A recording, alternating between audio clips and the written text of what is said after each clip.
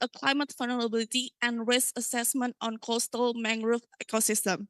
So this shows that even though we have a lot of forests, one of the issues is that we still contribute a lot to climate change itself, either by carbon or anything else. And it's not only that we have to keep the forest itself, but we have to remember that there are social aspects and social forestry that needs to be taken to an account, because as you can see, the village level around the forest, Indonesia is still vulnerable to climate change. Next.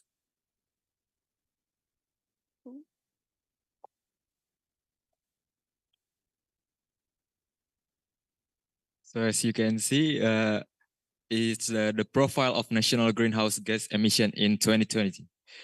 Indonesia, the first place of contribute that greenhouse gas emission, there is energy. Just like what you can see in Indonesia, there are a lot of transportation, so that like energy, it contribute in greenhouse gas emissions. And the second place is there is a pollu and pit, or the third place like agriculture. So, because many farmers in Indonesia use like chemical fertilizer, so microbes and roots also absorb the nutrients, but not all the nutrients they can absorb. So roots and microbes, they cannot absorb all of the nutrient from a chemical fertilizer. So like nitrogens that can contribute the greenhouse gas emissions. Next.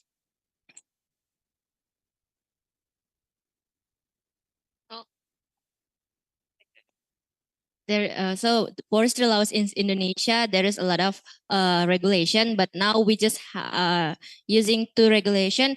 This means number 7, 2021. It's about forestry planning, change in forest area designation, and change of forest area function, as well as the utilization of forest areas. Then ministerial regulation of the Republic of Indonesia number 8, 2021, regarding forest management and preparation of forest management plans, as well as utilization of forest in protected and production forests.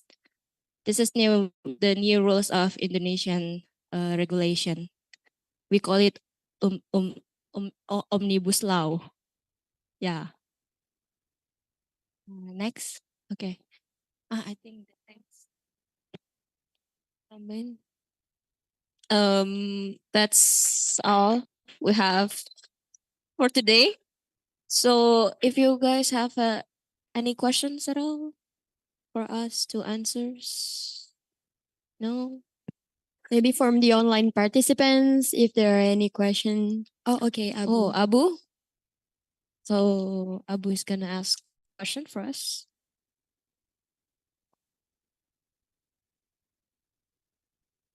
Hello, Team Indonesia. Hello. I have a very general question about Indonesia. As you know that Indonesia is a agriculture country, right? So what are the products which is you can plant in Indonesia, particularly, in which you can't plant in other countries, particularly fruits? Like if I say mango, so in my country, it's not you can plant in another country also, but I want to know, I'm a bit curious, what kind of fruit you can plant in Indonesia, and you are planting and then you are exporting those fruits to other countries or not? Thank you, Abu, for the question. I think okay, before I answer, can I have some clarification? Is it just the fruit that we plant in Indonesia, or is it like the fruit that was popular until it can be imported to other countries? No, particular fruit in Indonesia, in which if someone is going to export the product or the fruit to other country, so it's mean other countries, they can't produce. That's why they're importing the fruit or product from your country. So if fruit or something is unique, it's mean other country will demand for that.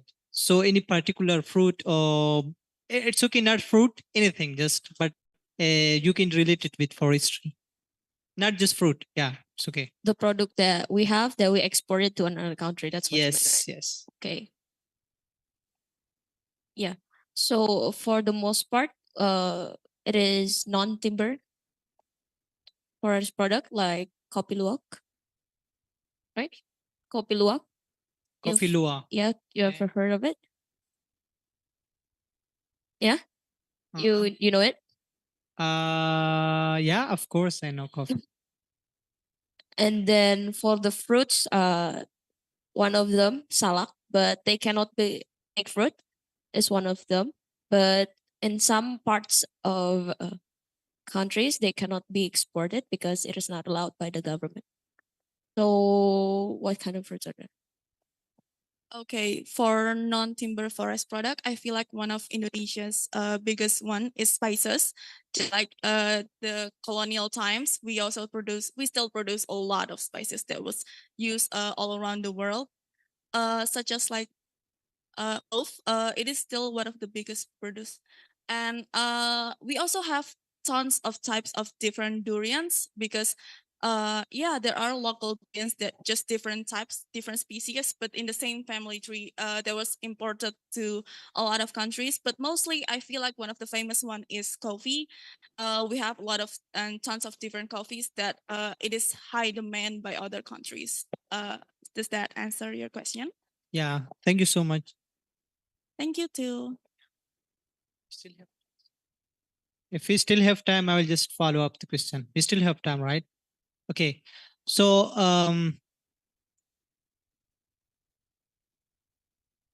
okay. As we know, Indonesia is a very clean country. Clean country in terms of because there are a lot of forests, and it contributes to not just Indonesia. We all are grateful just because of Indonesia, because you make the environment clean. It we are also getting the neighbor countries. We are also getting. But I've noticed here in Indonesia, um, smoking is a kind of a bit high. You are Indonesian, so the question is particularly for Indonesian team. Is there any law in Indonesia which are trying to protect and trying to restrict the use of planting? What is the term for smoking? Yeah, tobacco. Yeah, tobacco. And because why it's because it's supposed to be stopped and forbidden of growing that, and it, is there any change from the past 10 years, and like what are the step and the strategies which the government are trying to mitigate smoking? It's for all Indonesian who is here in this hall. Okay. Is it okay if I? If someone is answer, you're welcome. So my question is clear. What? My question is clear. Yeah. So you asked why our Indonesian government at least minimize the tobacco plantation, right? Plantation, and also any other restriction or any other laws for reducing or mitigating the smoking, because it's yeah. Okay. I'm gonna answer the question again.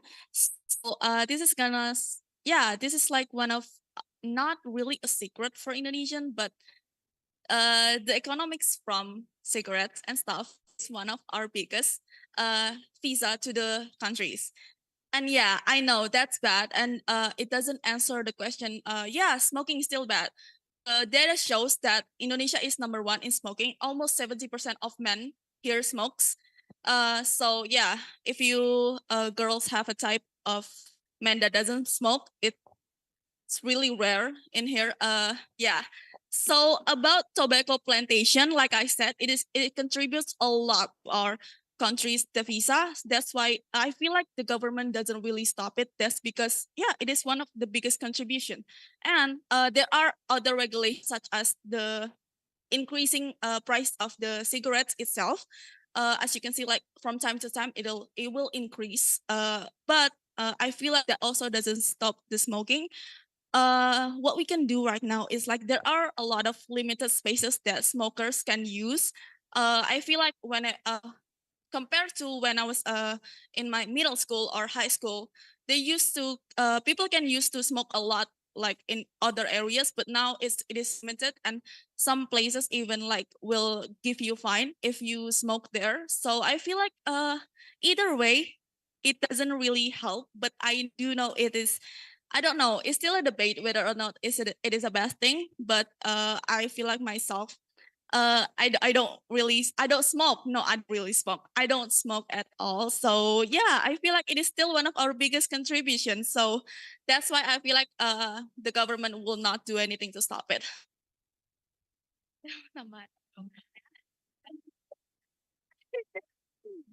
In addition, we have production for too. That's how we plan for cigarettes. Yeah, it don't affect natural forest because we have production forest for cigarettes. Production forest.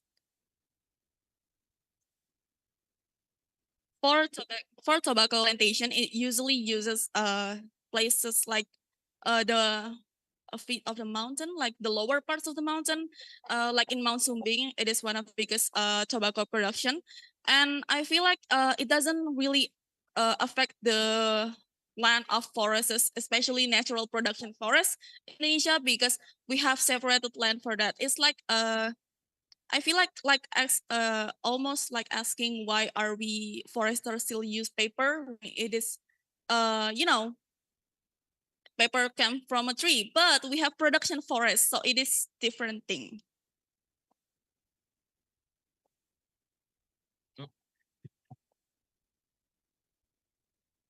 Yeah. Just FYI, cigarette company in Indonesia is one of the largest contribute tax in Indonesia, and also like almost like 200 trillions rupiahs they contribute the tax from the cigarettes company. Yeah, so it's kind of yeah, it's controversial. Time is up, I think.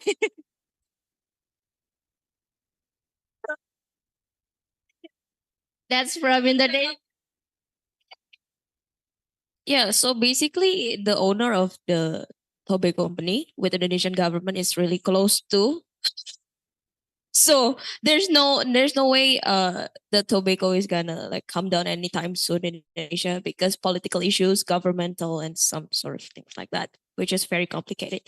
Thank you very much for the opportunity. Would like to say good.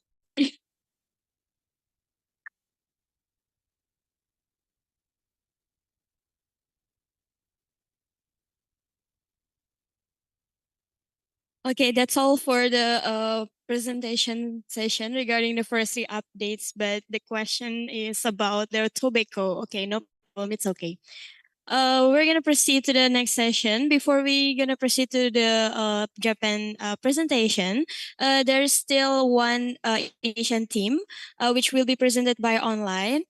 And yeah, without further ado, maybe for the presentation online, which will be presented by Miss Cynthia and also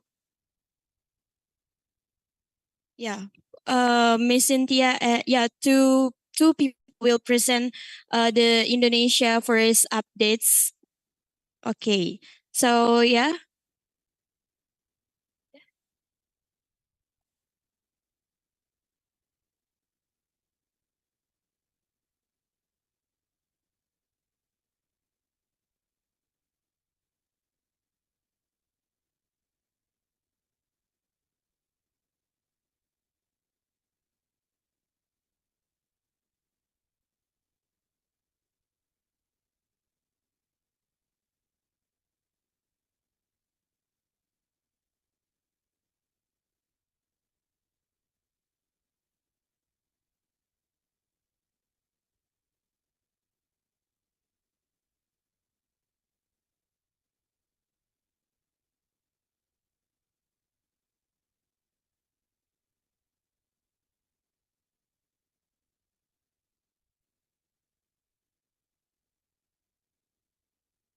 Okay, for the second Indonesia team, please proceed the stage and please give a warm applause to the second Indonesia team.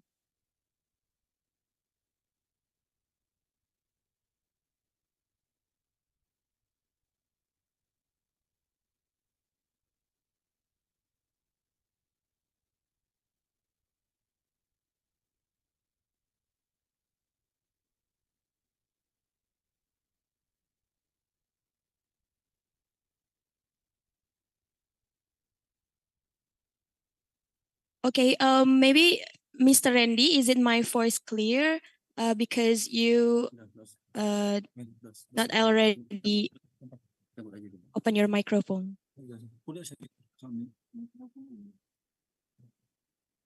We cannot hear you.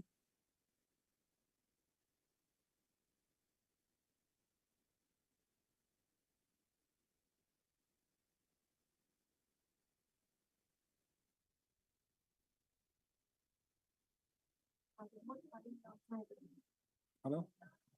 Can you hear me clearly? Okay. Okay, is it clear? Okay, thank you. I will try to share our PPT. Good afternoon, ladies and gentlemen, my colleagues, my friends in the room. First of all, I would like to introduce our team. Wait a minute.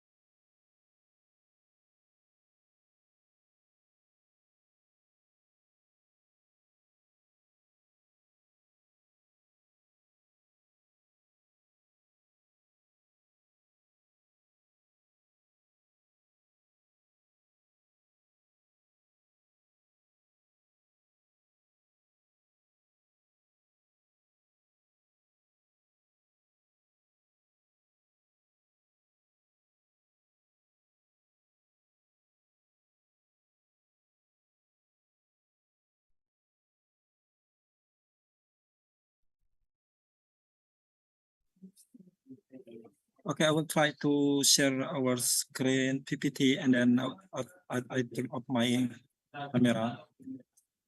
Okay, can you see our PPT? Okay. Okay, thank you.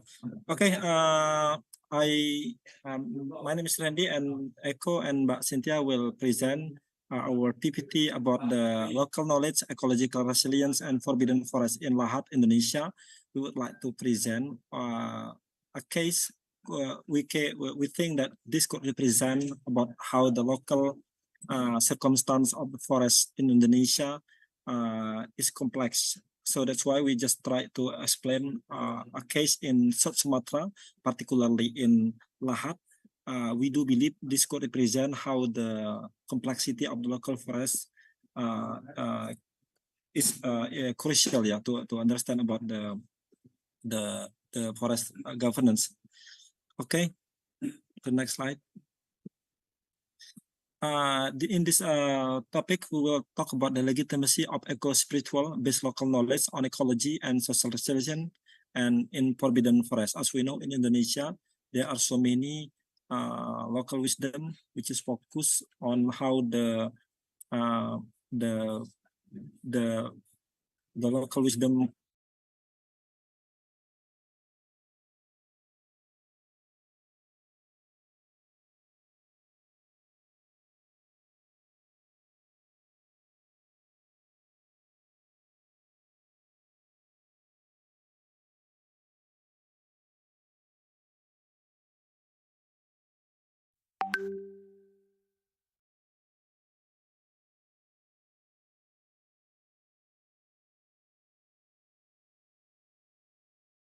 Sorry, Mr. Randy, we cannot hear your voice again. Is there any technical issues from your devices?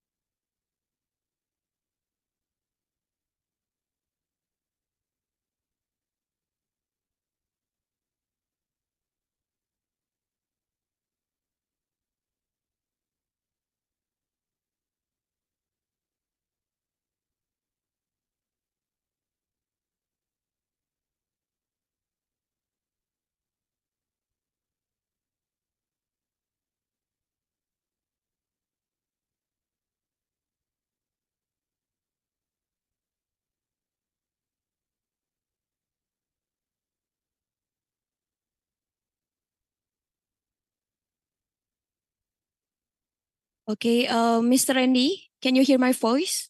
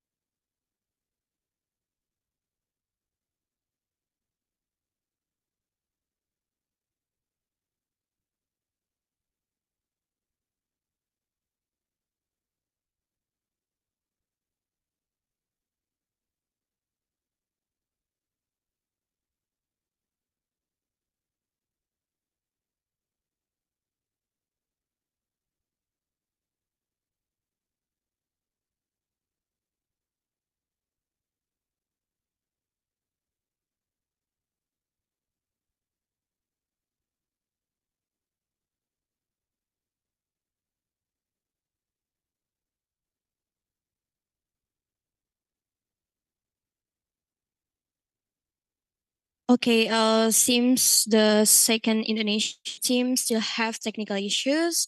Maybe we're gonna proceed the second Indonesian teams at the last presentation for the participants session. Okay, because the clock is ticking also. So we're gonna proceed to the Japan forestry updates. Without further ado, for the Japan team, please proceed to the stage and give the warm applause.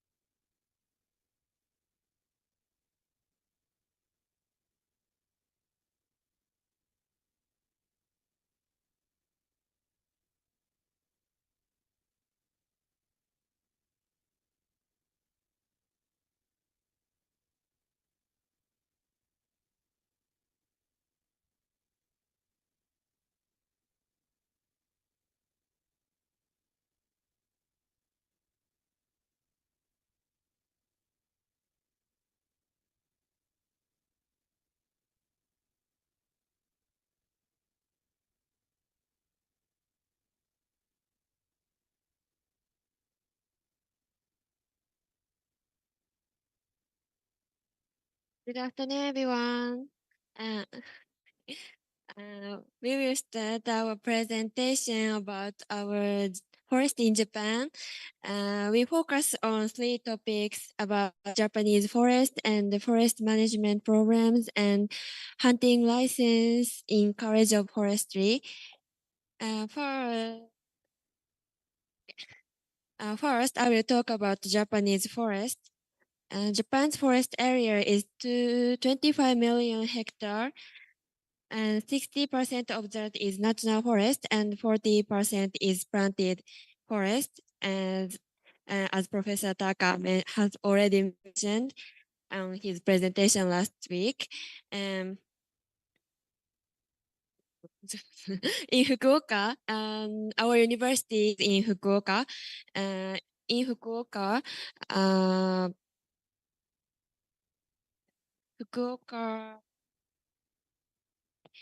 forest area is 220,000 hectare. It occupies 45% of prefecture land, and however, it is 20% lower than the national average. And also, the most numerous species in Japan is Japanese cedar, and second one is cypress, and third one is pine tree.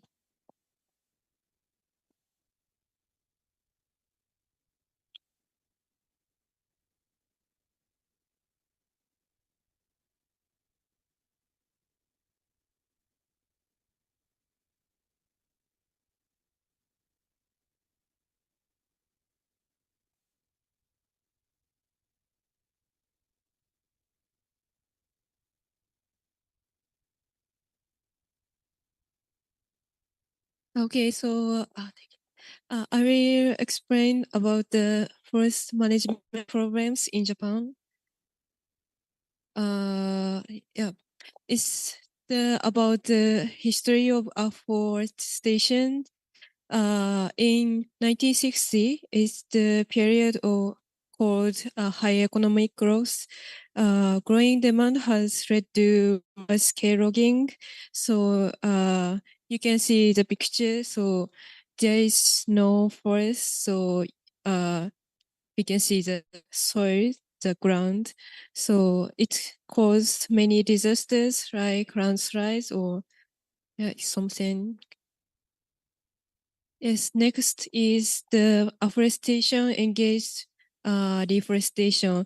It is in 1960s to 1990s, the government planted Japanese cedars and cypress. The left photo is cedar and the right photo is cypress. And next is the age class composition of plantation forest. So maybe it's Japanese, so I'm sorry. Yeah, this below lines is the age class. It is a unit that divides the age of forest into 5 years ranges. So for example, the 10 means 50 years old. Yeah. And this shows the area. Yeah. Sorry.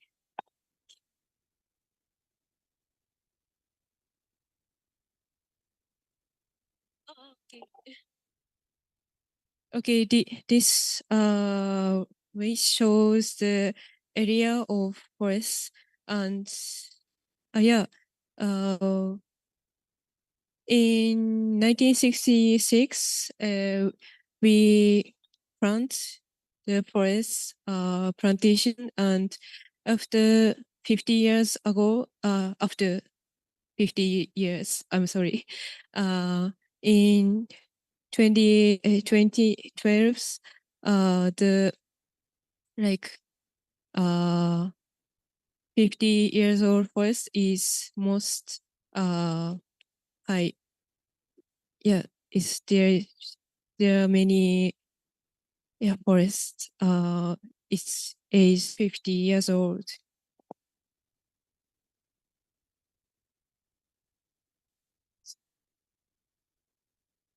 Okay, next is about the current our challenges. Mainly, I will show you 3 points of challenges. First, decrease of the forestry workers, and second is the high cost of reforestation, and three is relying on imports. So, yeah, you can see the machines. So I took these photos on July, not June, in Hokkaido. It's north of Japan. So it is a machine for reforestation. So you can put the trees like this hole and the machines put the ground. But not much can be done to improve the efficiencies of afforestations. Yes. Yes, next is about the heavy rainfall in northern Kyushu.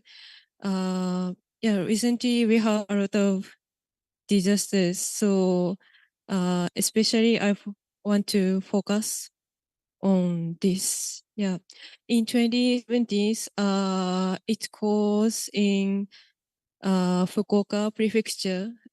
It's our hometown and also Oita Prefecture.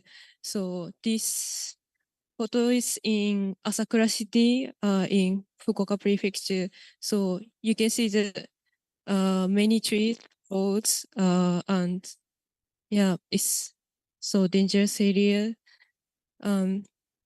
Yeah, this area have geographic problems, but this area also has plantation which are not managed sufficiently. Yeah, so it's a problem. Yeah, so finally, I I want to explain the ideas for seeking the future of our forests. Yeah. The ideas called multiple layered forest is like this. And in Japan, the it's called single layered forest is it's so like the many areas is it's there. So it's the one type of coniferous trees lined and less sunlight, so there is less under vegetations, and this multiple layer forest is wide variety of tree species, and the soil is enriched, so sediment runoff is less likely to occur. So many challenges still remain, but we need to rethink our forest management system to protect people and nature.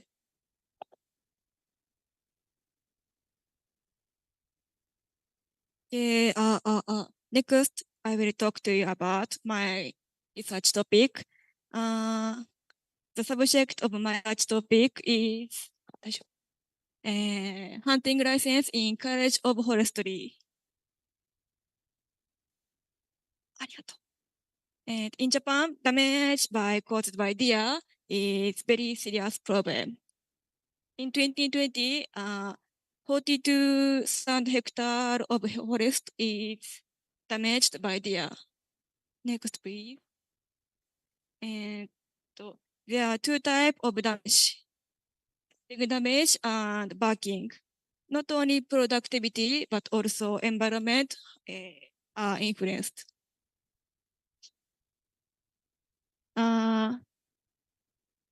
Now I will explain background about hunter. As you can see from this graph, the number of hunting license holder in Japan is decreasing.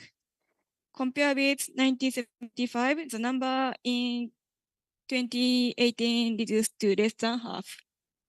In addition, aging is a serious problem. In 2018, more than half are over 60 years old, and missed shot caused by poor judgment sometimes become news.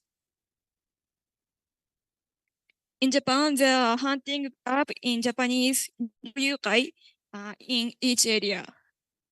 Hunting club is association for hunters to improve knowledge and morale about hunting.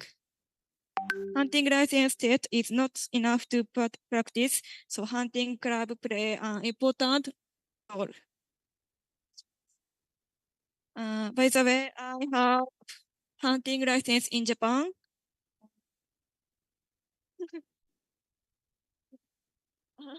There are three types of license: net, trap, and gun. Test for license is not so difficult, but it is very hard to get permission about possession of gun from police station. So I think trap is the most easy and popular type, and I have only trap type license. Next, I would like to explain background about College of Forestry. In Japan, according to the Forestry Agency, there are 24 College of Forestry. In College of Forestry, students can get education to become forestry worker. In many cases, it is a 1 or 2 year system. Because of decrease in forestry workers, the number of forestry college is slowly increasing. And in the So in college, students can get various qualification and license. For example, chainsaw, crane, and hunting license, and so on. So I did interview and so in my study, but I skip detail because time is limited. 次お願いします。次お願いします。So yeah, it's question for you. I would like to ask you about your country situation. That's all. Thank you for listening. And as you know, my English skill is not so good. So, okay. If you have question for me, please speak slowly and be kind. Okay, question please. Okay, any question? And yeah, okay.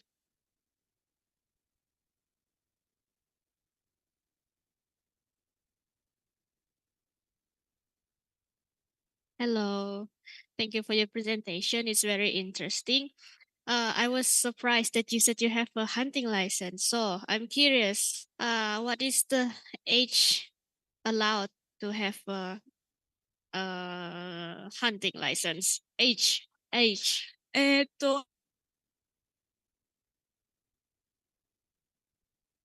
We can get net and trap.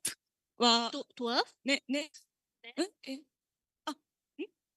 I mean like Yes, yes. how old are you that you are allowed? Not you lah. I mean like in general, how old is the person should be in order to be allowed to have a hunting license?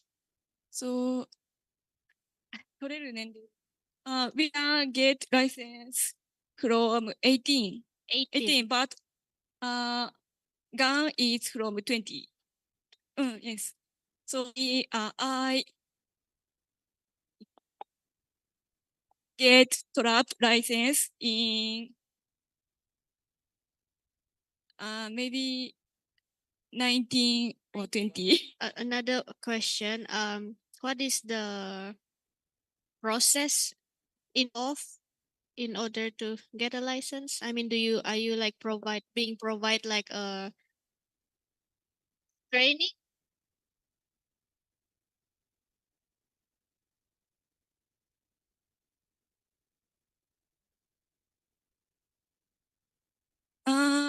How to get license? License test is very easy. Is it like yes. Only paper test and there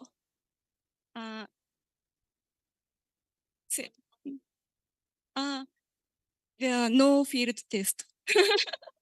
So okay, I think can it's go there. problem. Okay.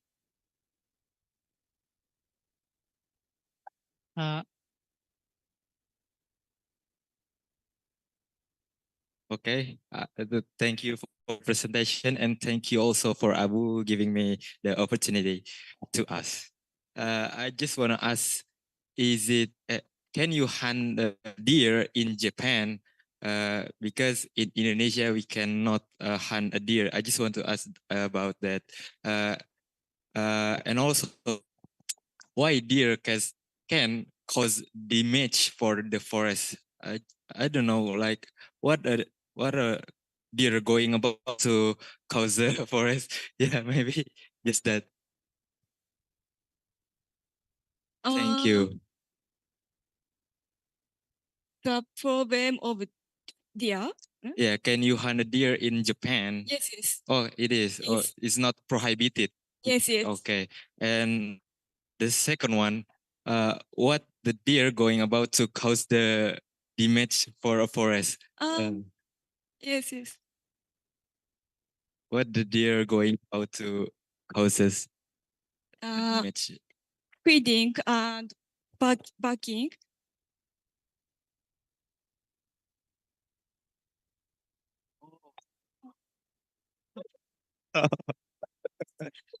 Okay.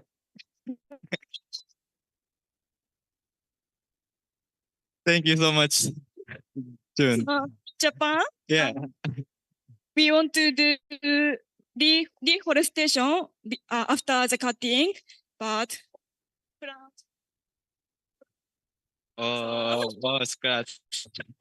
so Japanese government and local government pay a lot of money to control population of deer.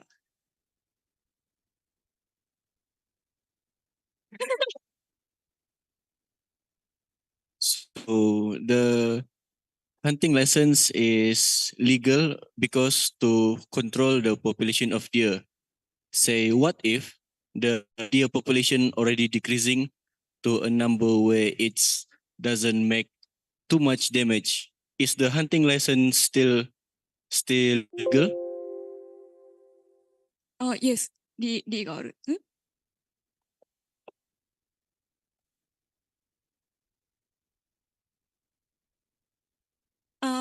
Your question is if population of deer down, license is still legal.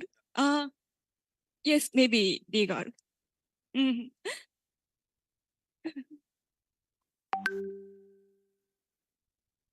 In Japan, so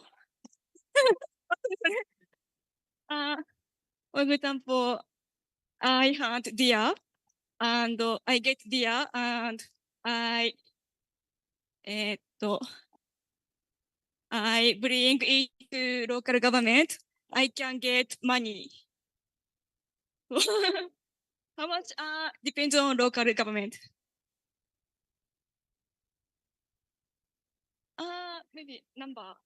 Where's number of deer?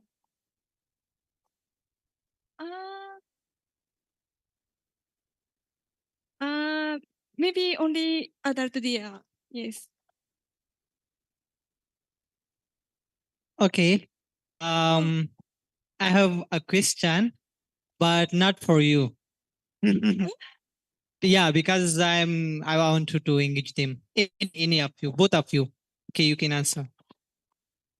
It's a very simple question. In the first slide, you mentioned that in Japan, 40% of the forest are planted tree. Got it? 40% of yeah, that one.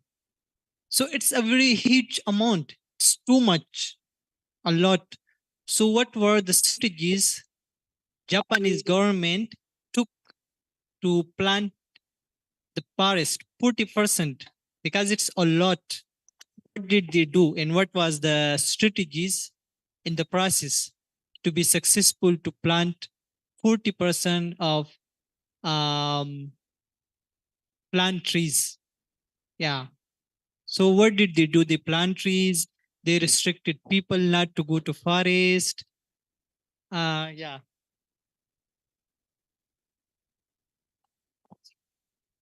Okay. I have also another question.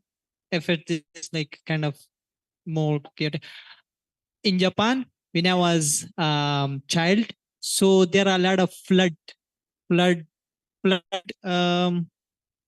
water, a lot of water, and it destruct the houses, the homes, the roads, and everything.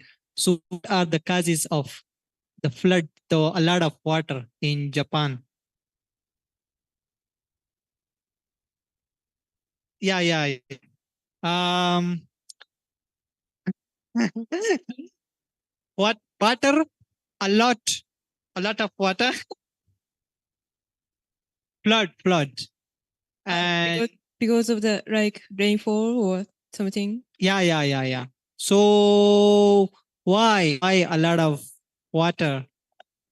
Because of cutting trees, or because of in Japan there are a lot of waters, or because Japan is surrounded by the sea? Why a lot of water? You don't know? Okay.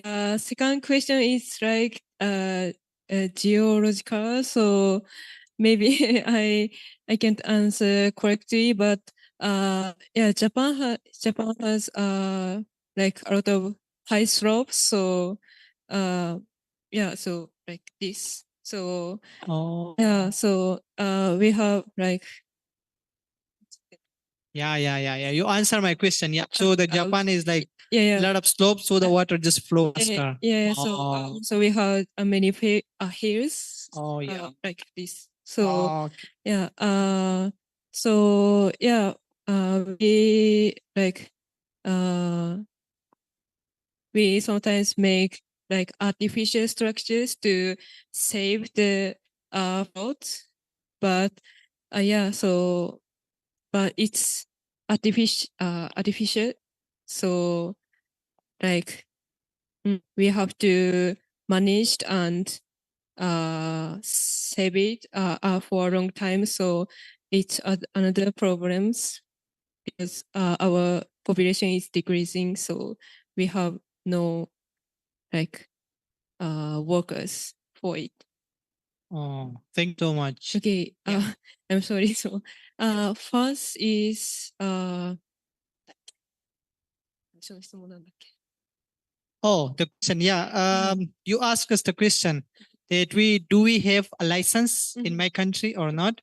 So yes, we have a license for hunting, particularly for deer. But the deer in my country, it's different. They have horn, big horn, and it's different. And usually they are in mountain.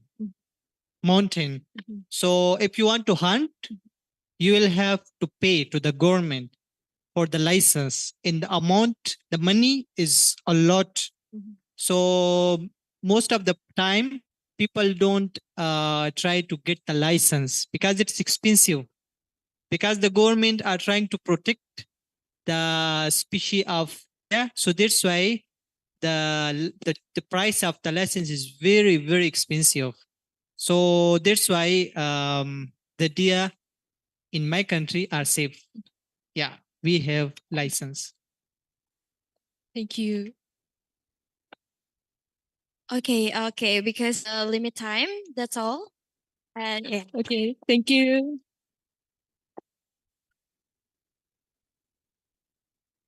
Thank you so much for the Japan team that already present about their forestry updates recently. It's so interested about the license.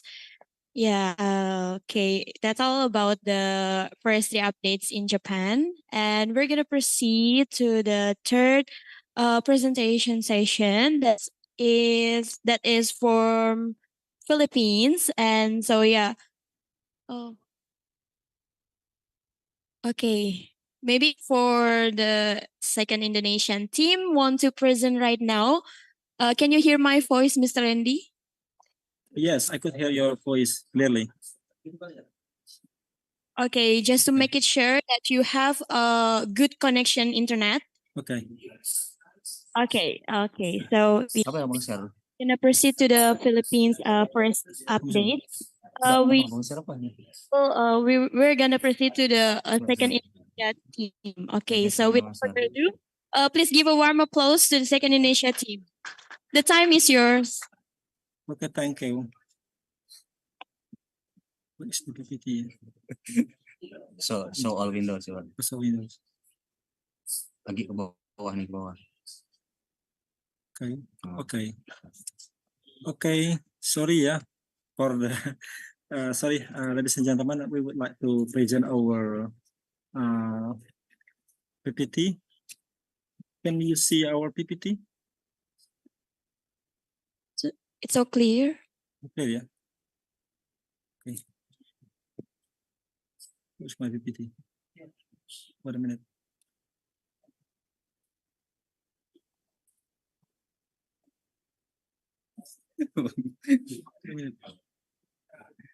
I can't see my PPT. Wait a minute.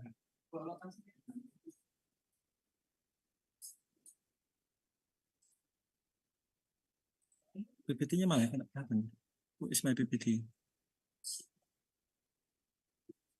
Okay, sorry. Can you see my your PPT? Just turn off your camera, please. Okay. Just turn on your PPT and then turn off the camera. Okay, I would like to see the PPT from your.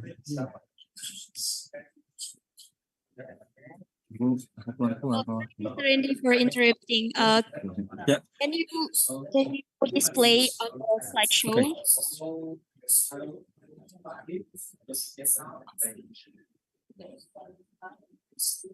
Okay. Can you display by the slideshow so we can see more clear? Yeah. Just share from the maybe from the country.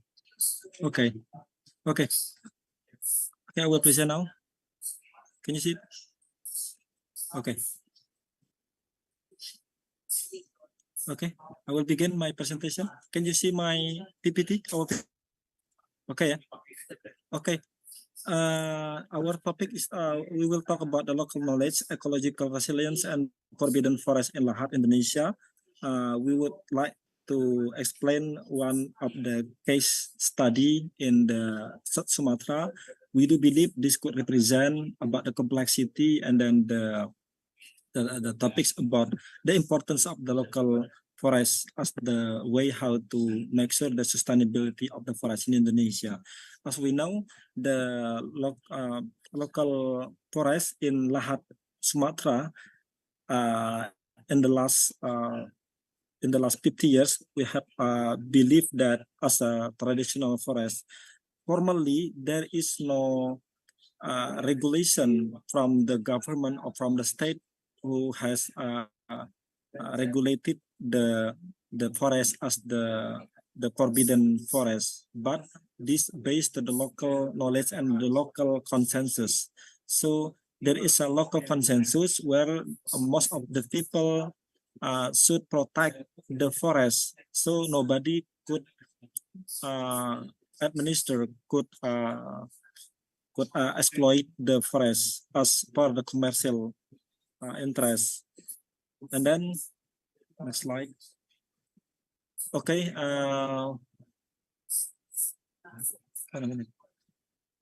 This is we will talk about the legitimacy of eco spirituality, where the existence of the forbidden forest is quite crucial, yeah, as the way how the local community in Indonesia protects their forest.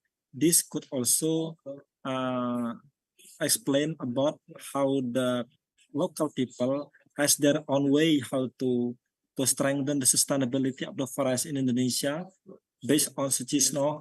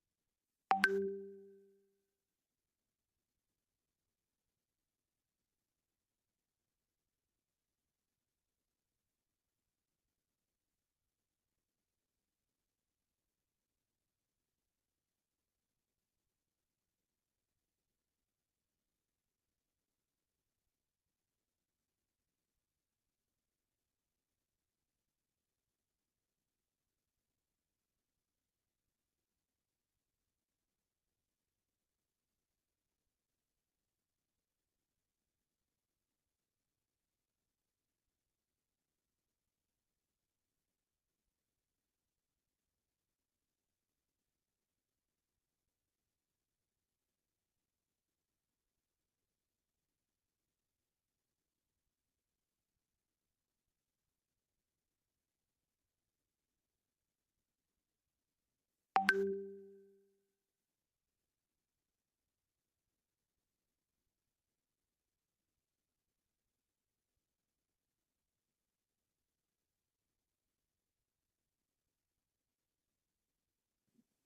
so sorry for the technical problem. We have already changed the connection. We do hope that this will be all right. Yeah, can you hear me? Okay, I will continue our presentation.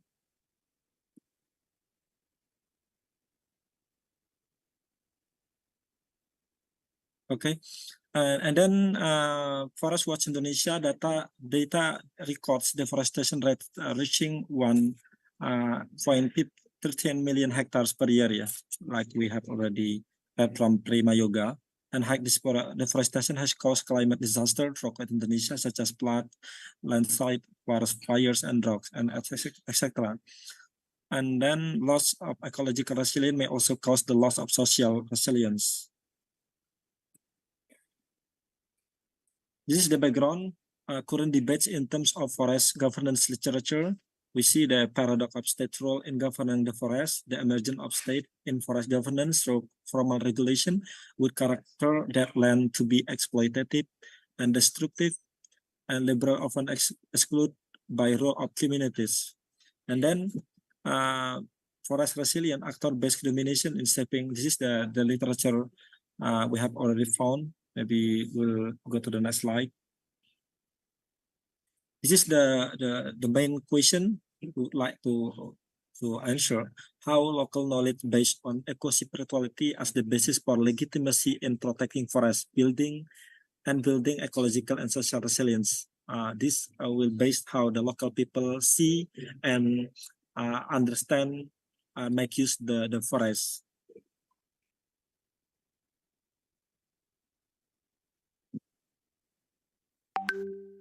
Okay, maybe the next presentation will be continued by Eko. I will give the chance to Eko to continue my presentation. Time is yours, Eko. Okay, thank you, Bang Randy. Everyone, can you hear my voice? Okay, actually, I'm not really long. Actually, this presentation is based on our small research. We conduct this research in 2021. We are focusing on local knowledge in forest governance. We depart from the assumption sometimes we are misleading in define sustainability, in define forest. Yeah, of course we are academic community, but sometimes traditional people, customary people who have living around the forest since hundreds of years, actually they also have their respective argument, their respective knowledge. And for example, now all of us we talk about sustainability. We have to do reforestation. We have to maintain our forest. But actually, people who live around the forest, they have did this since 100 years. Okay. Yeah. So basically, we conducted a small research with a method of ethnographic. So at the time we live around the local community who live around the forbidden forest for 1 month to understand how exactly they understand the value of forest for them.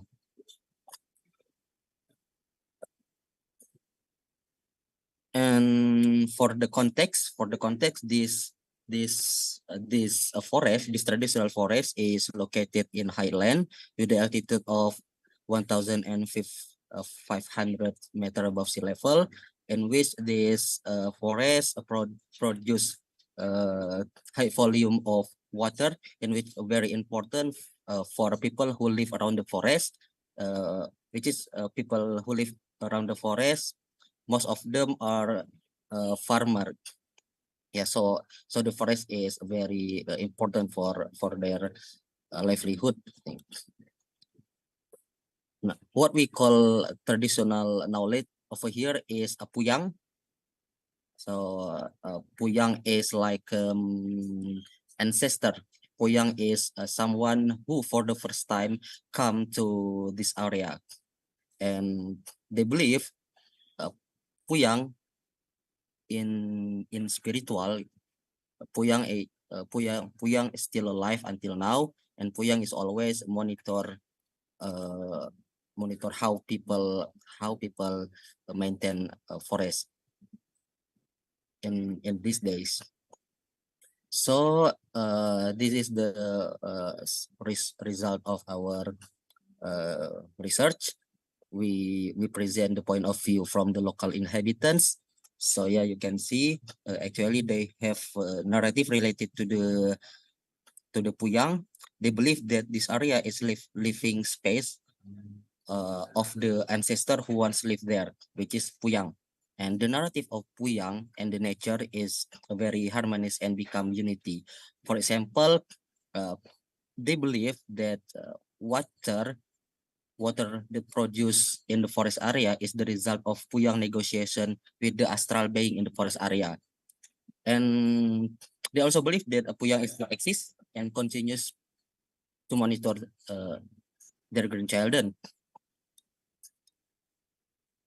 And they also believe that a forbidden forest should not be touched, and no one allowed to enter the forest. No one allowed to convert the forest become any commodity. And they believe who try to enter the forest or who try to convert the forest become the place for any commodity, they would receive serious consequences. For example, crazy or died, for example, or it can also like a suffering disaster. Actually, all people who live around the forest, they believe about these consequences. Yes, we know that this like not rational, but what important thing is they believe about this narrative. And I think regardless the rational or not about this, what the most important is this narrative can maintain the forest. So sorry. Okay. So in conclusion, actually, we want to emphasize that important for the country, even in a local level or in the province level or in the national level, to maintain and conserve local perspective, local knowledge, and also customary figure at the local level to to maintain the forest. I think, yeah, that's from us. Sorry for many mistakes. Thank you. Okay, thank you so much Back to Bang Randy. for the presentation. Is there any question for the participants in this room or even in meeting?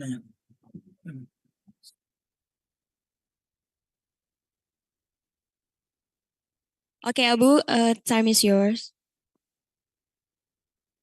Okay, Team Indonesia again. Thank you so much for the presentation. I have a question for Team Indonesia, the second team of Indonesia. In Indonesia, some forests far away from government approach because government can't reach to some areas. So is there any law or government are trying to approach those forest or area, and how do they protect? Like some areas are very far, very far. The government officials, they can't approach to those areas. So how they are trying to protect those forests?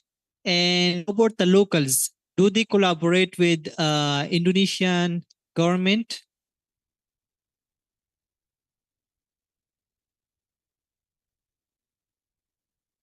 Okay, maybe that's all for the first question.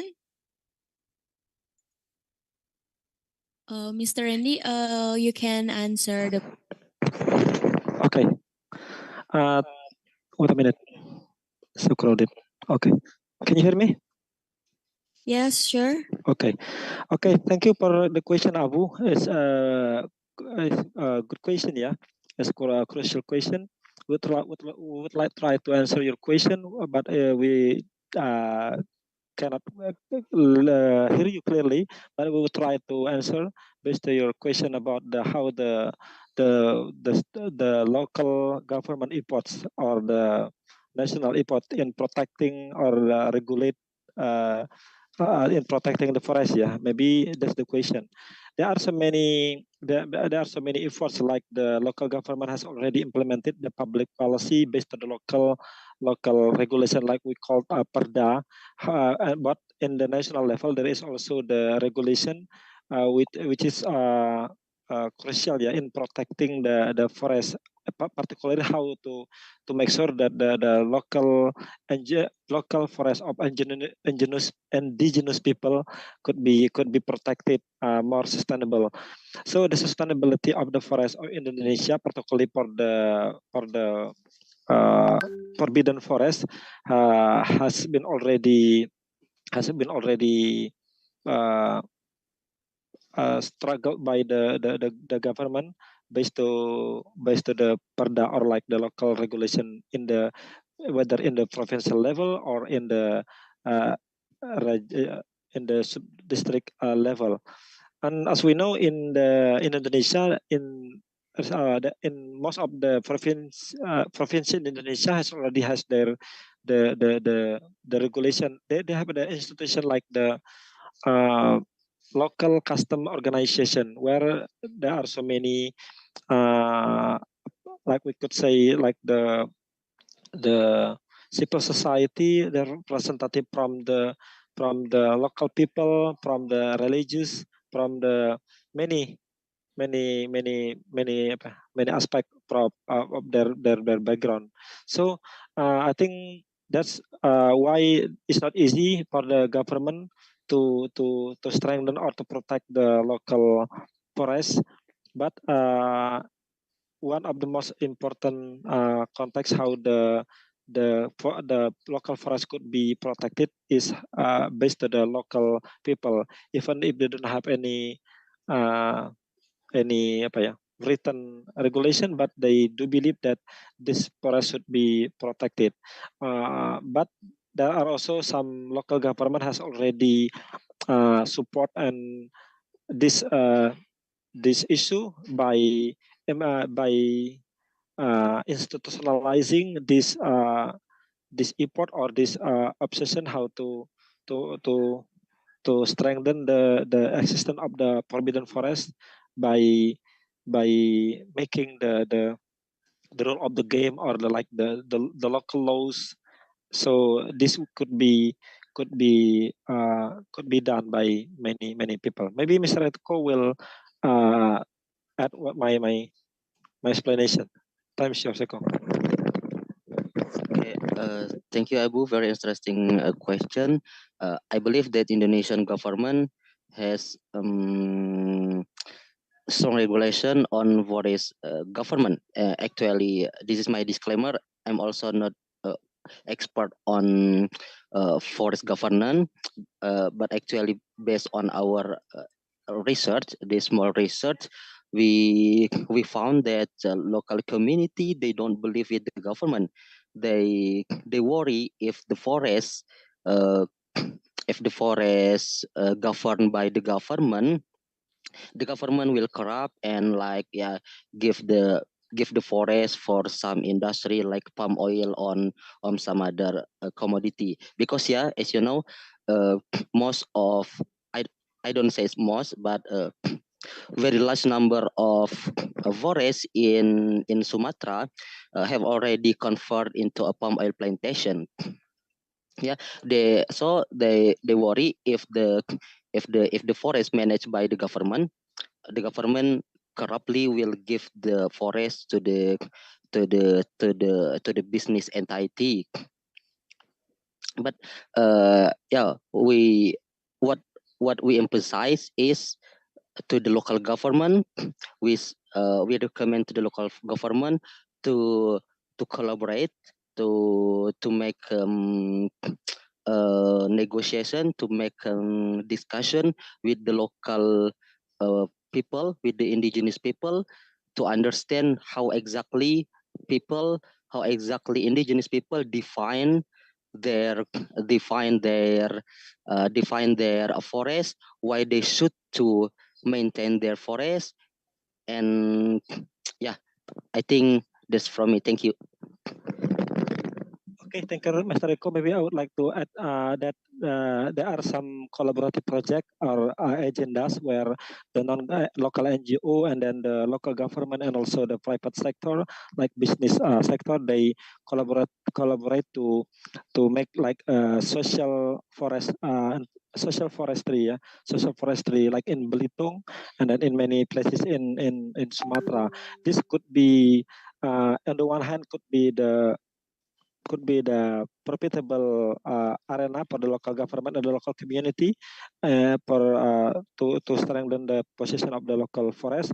But on the other hand, this could also more effective to maintain the local forbidden forest. So in many places in Sumatra, particularly in Lahat, the local people has already agreed that the importance of how the collaborative agenda. So this cannot depend on the local people only, but we should collaborate. So there is the interconnected arena for many actors. We can say like a triple helix where the local government, local university, local non-governmental organization or CSO like the Muhammadiyah or some religious organization, they collaborate how to protect and strengthen the local forest. This is Abu. I hope you can understand we are talking about it. Yeah, thank you so much. And I think the time is also it's up. So thank you so much for answering my question. Okay, thank you. Okay, thank you so much for the presentation and also for the discussion. That's all for the second Indonesia team. And everyone, please give a warm applause. Okay, without further ado, because we only have a limited time, as I said earlier, we're going to proceed to the last but not least presentation session regarding the forestry updates across the country. Okay, for the last but not least presentation, we're going to present it about the forestry updates by participants for the Philippines. Okay, so for Miss Divina, please proceed to the stage.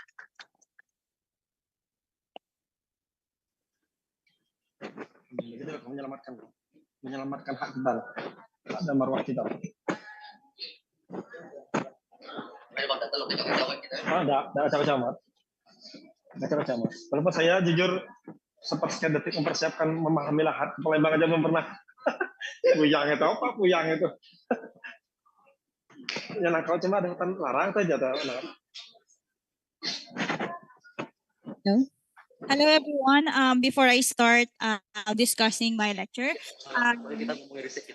watch a short video presentation so that you will have an overall idea on what is the status of wood industry in the Philippines.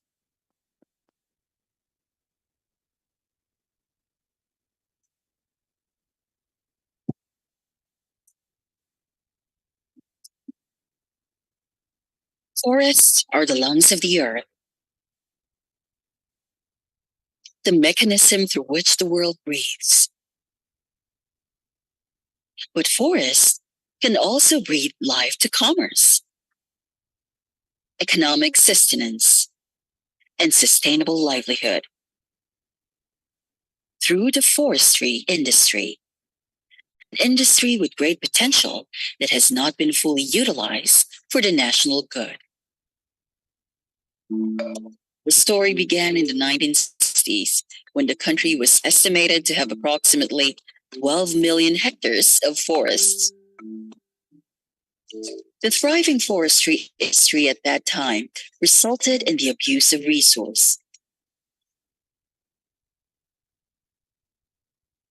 prompting the government to implement stricter regulations which affected the industry. Because of these regulations, the focus switched from self-sufficient production to importation. Annual demand for wood products was around 5 million cubic meters in 2015 and was projected to increase radically in the coming years. But only 17% of this comes from local sources, while the remaining 83% is imported from abroad. This is why it is not a surprise that the forestry sector contributes only 0.01% to the GDP. In response, the Department of Environment and Natural Resources, through the Forest Management Bureau, initiated the Forestry Investment Roadmap, or FIRM. FIRM is a blueprint to encourage private sector investments in forestry. FIRM aims to revitalize forestry investments through local and foreign direct investments in an environmentally sound, economically viable, and socially responsible manner towards inclusive growth and sustainable development. FIRM also aims to increase the forestry industry's contribution to the national GDP by 0.13% by 2028. FIRM aims to achieve this by streamlining the investment process and making it more investor-friendly. To support this, policies were crafted and revised. 1. The Forestry Investment Portfolio Approach, or FPA, is a policy that covers untenured production forest lands with a forest land use plan and offers a forestry investment portfolio package, which shall include the Forestry Investment Development Plan. Documentary requirements such as Certificate of Non-Overlap, Certificate of Non-Coverage, local government unit endorsements, and the issuance of appropriate tenure instruments, among others. 2. The DENR Administrative Order 2020-18 was issued to promote tree plantation development. The policy covers plantation establishment certification and the harvesting of planted trees and 3 derivatives. Aside from the 5% inventory to be conducted by a licensed forester in tenured managed forest lands, certification from a third-party certifier shall be the requirement for harvesting and transporting of product. 3. Revised regulations on wood processing plant entail major amendments that include updated formula in the computation of annual wood requirement, wood processing plant validity, inventory requirement, reformulated fees and bonds, promotion of vertical integration, and updated approving authorities for new applications. FIRM also institutionalizes forestry investment support mechanisms, clearly identifies potential investment areas, and provides secure tenure and partnership agreements. FIRM paves the way for the proper development and management of forestry investment areas. Building, strengthening, and sustaining partnerships with existing tenure holders, and implementing new and effective marketing strategies.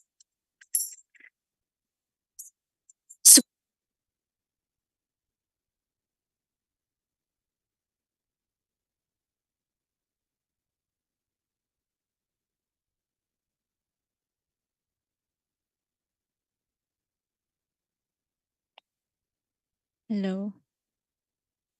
So good afternoon, everyone.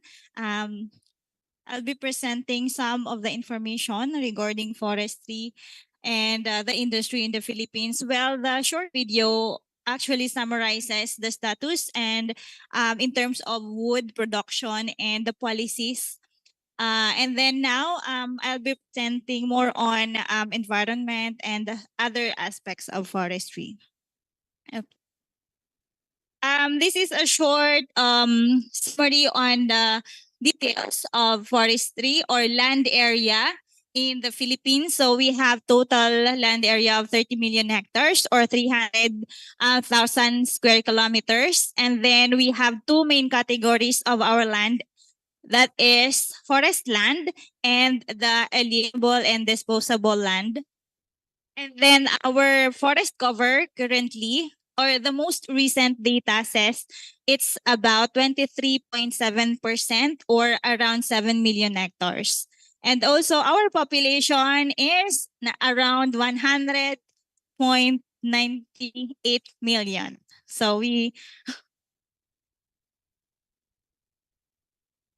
okay, next please. So this is just to show you how the alienable and disposable land and the forest land changes through time. But this year or the most recent data shows that around 47% is considered as a certified alienable and disposable land, while 53% is considered as forest land. Next, please. Okay. In the part of the forest land, it is further categorized into two classification, the forest land and the unclassified forest land. So about 5% of it is unclassified forest land. So unclassified forest land are areas that that are subject for assessment in order to settle what is it really classified in forest land or it should be transferred into the alienable and the disposable land. Next. Okay, so the forest land classification is subdivided into different usage. Some are for forest reserves, some are for timberland, some are for national parks, military and naval reservation, civil reservation, and some are fish ponds. Okay, next please. Okay, these are different types of Philippine forest. We have mangrove forest. We also have beech forest, karst forest, dipterocarp forest, pine forest, and mossy forest. Those forests are arranged according to elevation and location from the ocean going inland. Next, please. Okay, let's talk about Philippine biodiversity because this is greatly affected by the forest cover of the Philippines. We have, the Philippines is one of the 17 mega diverse countries all over the world. As you can see, the Philippines is very, very small, but it contributes around 60 to 70% of the world's biodiversity. And also, it is top 10 in terms of endemism. It means that there are a lot of species that can only be found in the Philippines. Next, please. Okay, these are the distribution of endemicity in different species. We have terrestrial mammals at around 65%, the birds around 36%, Philippine crocodile or reptiles are 69%. And also we have amphibians, 81% endemism, and also the pitcher plant, including in the flora endemism, it is around 50%. Next, please. Okay, as you watched earlier, the Philippine economic contribution in terms of wood production is only 0.01% of the gross domestic product of the Philippines. So actually, this is somehow generally undercalculated because we are not including the service of the forest in terms of ecotourism. As you can see, we are just looking at the wood and the value of the timber. And then, in the Philippine industry, only 17% are produced locally and majority are imported from different countries. Back, please, back. Okay. So there are challenges. This percentage in wood industry in the Philippines is because of the challenges in the industrial tree plantation. First, we have resource limitations. There are limited skilled manpower and high quality planting materials. Also, we have poor means of transportation. Some of the areas use the traditional transportation by using carabao and horses. And also, some difficulties in settling on the contradicting policies which are unfavorable in the efficient supply-demand chain, because we have several requirements in order to process the industry. We need various regulatory permits and licenses. And also, we have the passing of the Executive Order number 23. This is the declaring the moratorium in logging. So, because of this, the activities in harvesting was halted because of this regulation, further giving problematic situation in the wood industry. Next, please. Okay. I have included this because Philippines is one of the visited countries in terms of ecotourism. And then ecotourism, as you know, is one of the provisions or the benefits or ecosystem services provided to us by forest and balanced ecosystem. So the tourism in the Philippines contributes around 6.2% of the GDP. Next, please. Okay. So as you can see here, we have an estimated value of Philippine ecosystem and biodiversity according to category and production, including ecotourism, carbon offset, coral reef, fishery production, soil erosion, etc. Okay, next. Next. Okay, so this is the usual deforestation image that you can see if you search or look up in the internet about deforestation in the Philippines. This is a classic, this one at the middle. So this is the classic illustration on how the vegetation of forest diminished through the years. So what are the main issues and concern that led to this problem? The main problem in the past is mining and logging. However, now we have more problems. We have now increasing food demand. So there are increasing activities for kaingin. This is the slash and burn activity. We call it kaingin. And also the continuous illegal logging in some areas. We also have continuous operations for mining, the overpopulation of the Philippines, urbanization, poverty, poor policy implementation, land use management conflicts, and others. Because in the Philippines, some laws are overlapping and need to be settled in order to know how to manage it properly. And then, last but not the least, we have the global warming and climate change increasing our problem in terms of reforestation efforts. Next, please. Time's up. I did my best. Okay. If you have any questions so that we can discuss further some of the illustrations, you can just ask some more questions. Okay, so please, everyone, if you have any question, just raise your hand because we only open for one question only. Important question. Okay, thank you for the presentation. That was incredible just now.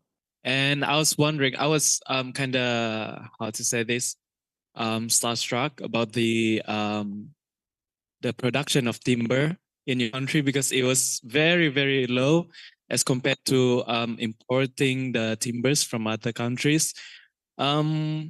So my question would be, so for local production of timber, what would be the best, or at least the species of timber that that is usually being produced, I mean being harvested and utilized for the for the timber industry, and also from what type of species of timber that the Philippines usually imported and which country it comes from.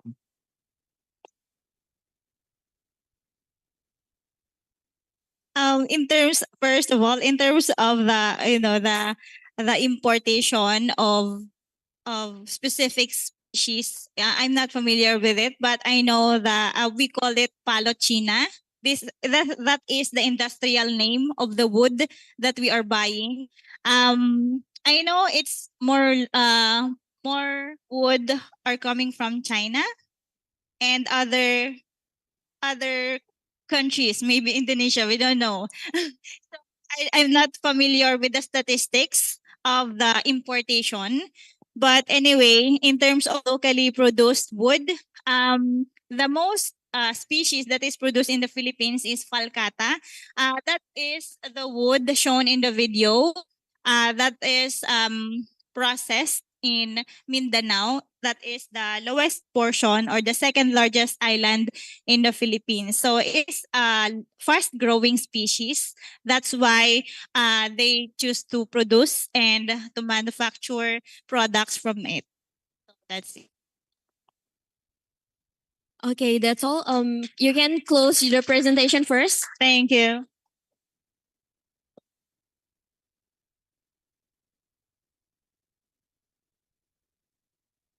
Thank you so much for the last presentation for the participant session of this day. Since our keynote speaker already in Zoom meeting, so we're gonna proceed to our last lecture session of this day. But on behalf of the organizing committee, as I said earlier, if the participants in this room want to just drink the coffee or just snaking, it may be allowed to uh do in while the presentation is going. Okay, so without further ado, for the last session, we're going to proceed to the last topic, that is forest management adaptation to climate change phenomena, example for community development, which will be presented by Dr. Paul Burgers from Carbon Dioxide Operate and moderate by Mr. Deha Agus Umar Hadi, Bachelor of Science and Master of Environment Science.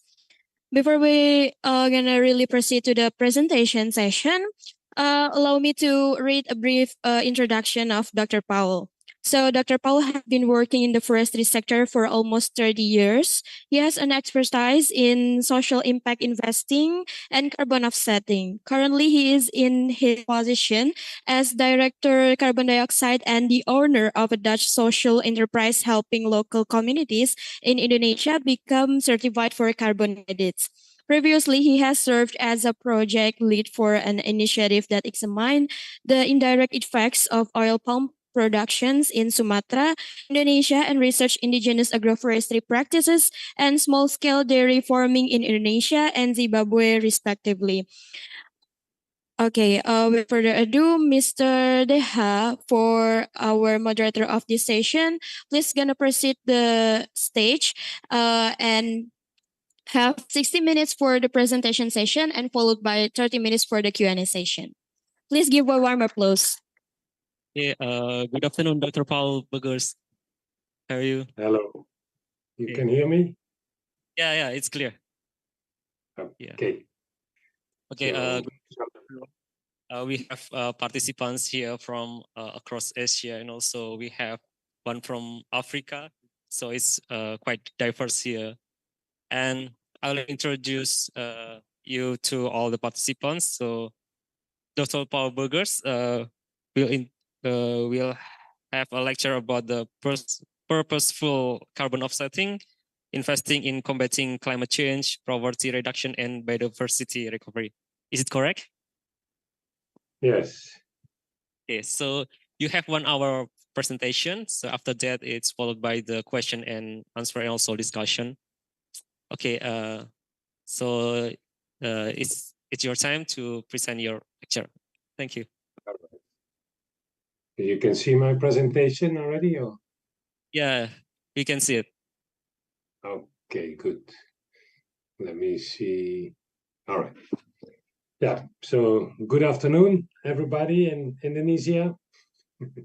Sorry, I'm not there. I hope next year I can join you all in Yogyakarta. That would be nice. So, yeah, let me just go ahead. Yeah, so I've been working, as was said already. We established a social enterprise in 2008. It's called Cooperate. What is a social enterprise? So we are not just making money to buy a big house and Mercedes, but we want to make profits, which works for the common good. That's why you are a social enterprise. We are also officially recognized and certified as a social enterprise in the Netherlands. So our mission is that we combine revenue growth and profit making to tackle social and environmental problems. So what we do is a large part of our profit goes back into, in our case, setting up new forest areas in Indonesia. So we don't keep the revenue to buy all kinds of luxury things, but we invest it back into social and environmental projects. And that's nice because then if you have a revenue model, you don't depend on grants or proposal writing, which can sometimes be very pushing, as they say in Indonesia, very headache, can give you a headache with all this proposal writing. So now it's easy. Once we make profit, I can say, okay, let's do another new area of 50 hectares or 100 hectares. And we build a new forest. So what is our program? We call it the Gula Gula Forest Programs. The companies cooperate. So the program in Indonesia is called Gula Gula. We work in Indonesia together with RPL, Rimbo Pangan Lestari, which is a local NGO based in West Sumatra. So these were people who started working with me in the early beginning, already in 2008. And then slowly we moved them into an official NGO, and they're already now for 6 years an official NGO. And as you can see, quite a lot of people already. We are going to hire 2 more staff this coming month, so there will be in total 14 full-time staff already working in our program.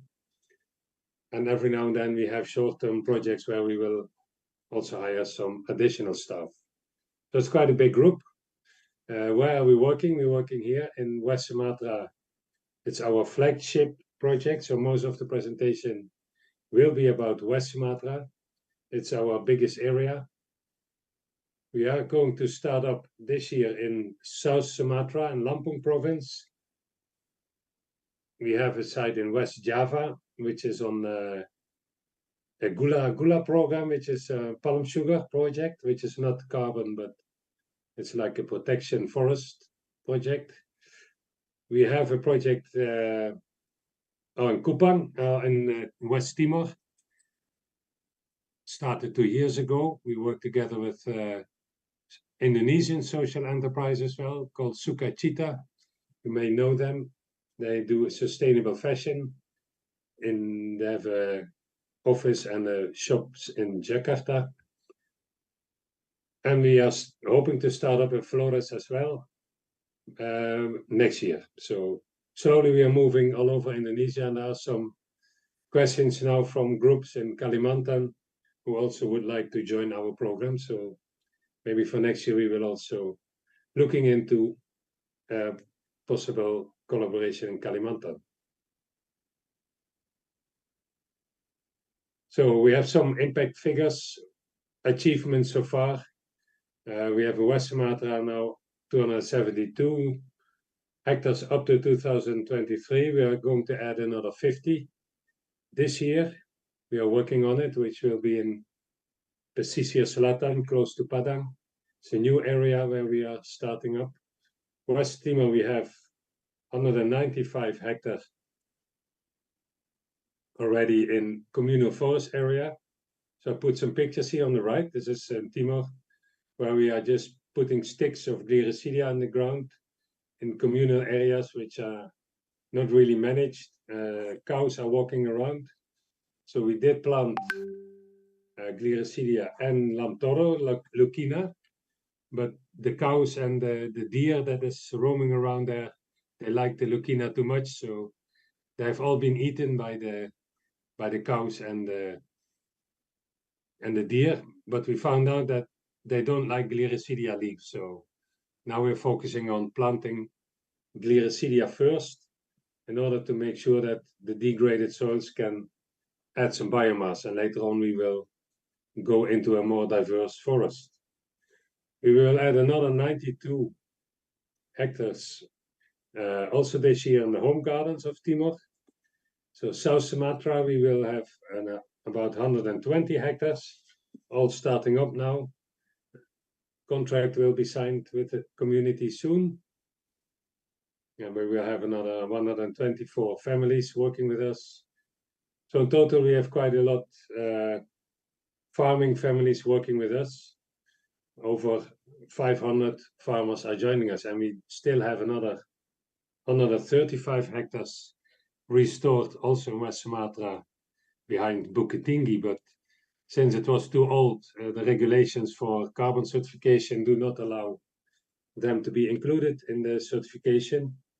So we cannot, unfortunately, not work with that area anymore. But the trees are tall and big, and farmers are getting the benefits from the trees, so that's fine. So that should be added if we look at the total impact. So every year we will add more area. Yeah, so why are we focusing on the carbon offsetting, and what is the idea behind carbon offsetting? Because there's a lot of criticism about carbon offsetting, because there's a lot of people saying, yeah, you know, companies just pay off their pollution and they go on with what they were always doing. But that's no longer true. Carbon offsetting for a private sector and organization is no longer the first step, but the last step.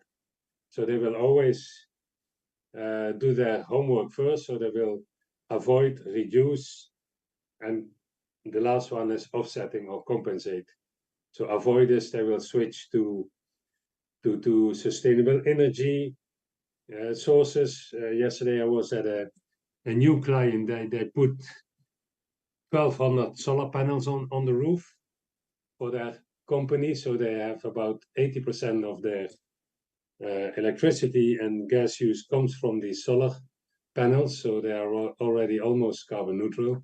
So they invest a lot in all these renewable energy things.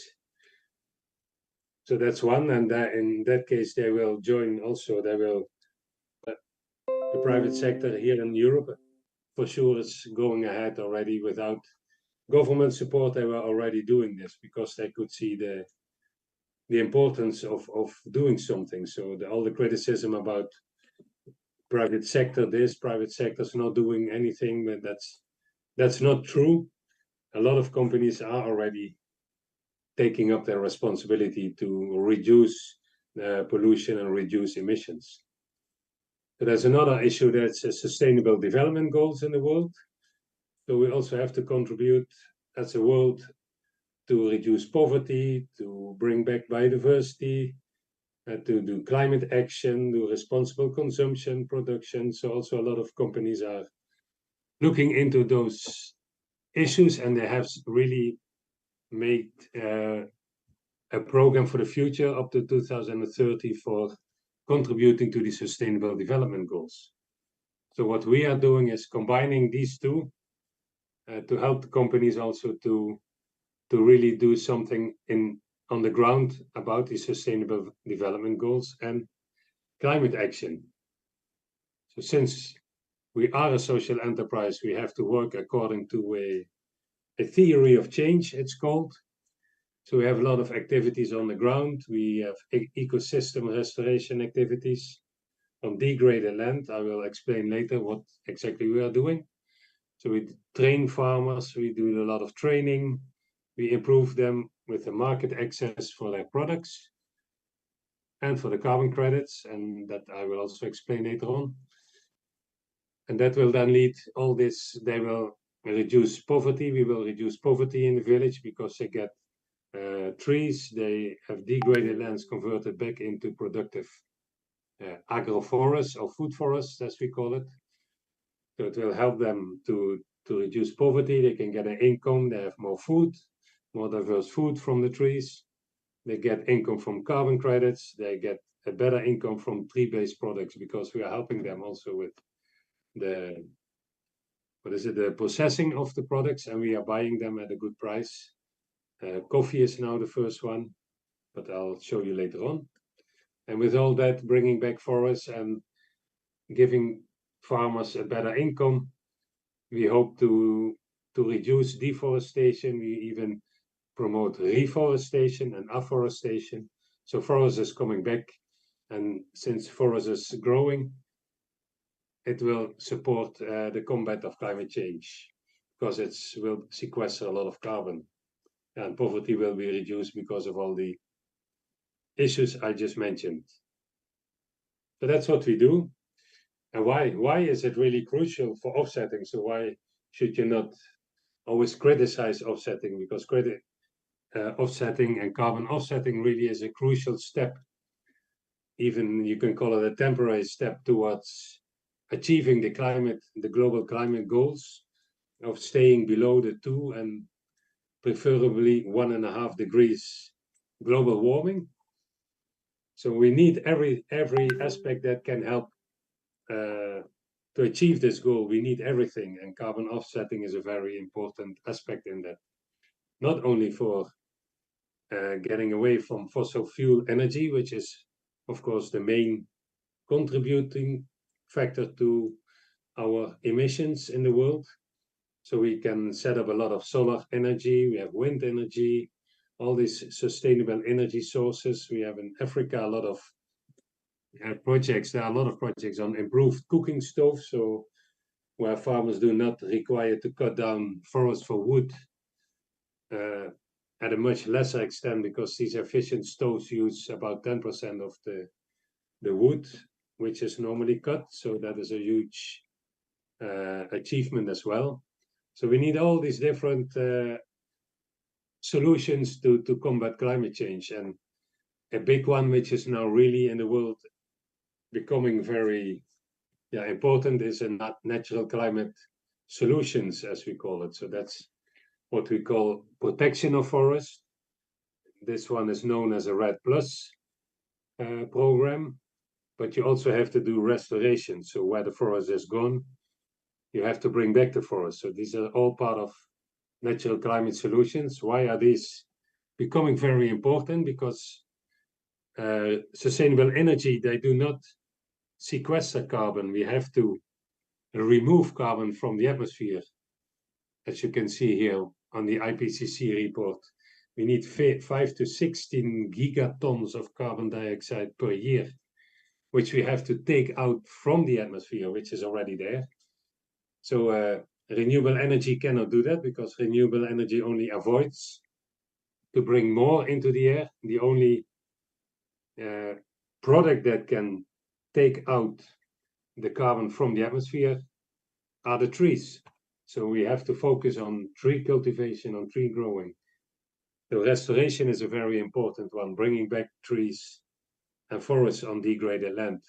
But of course, you need protection as well, because you shouldn't bring back tree cover while you still continue to deforest other areas. So that's where REDD+ is a very important component in the carbon world.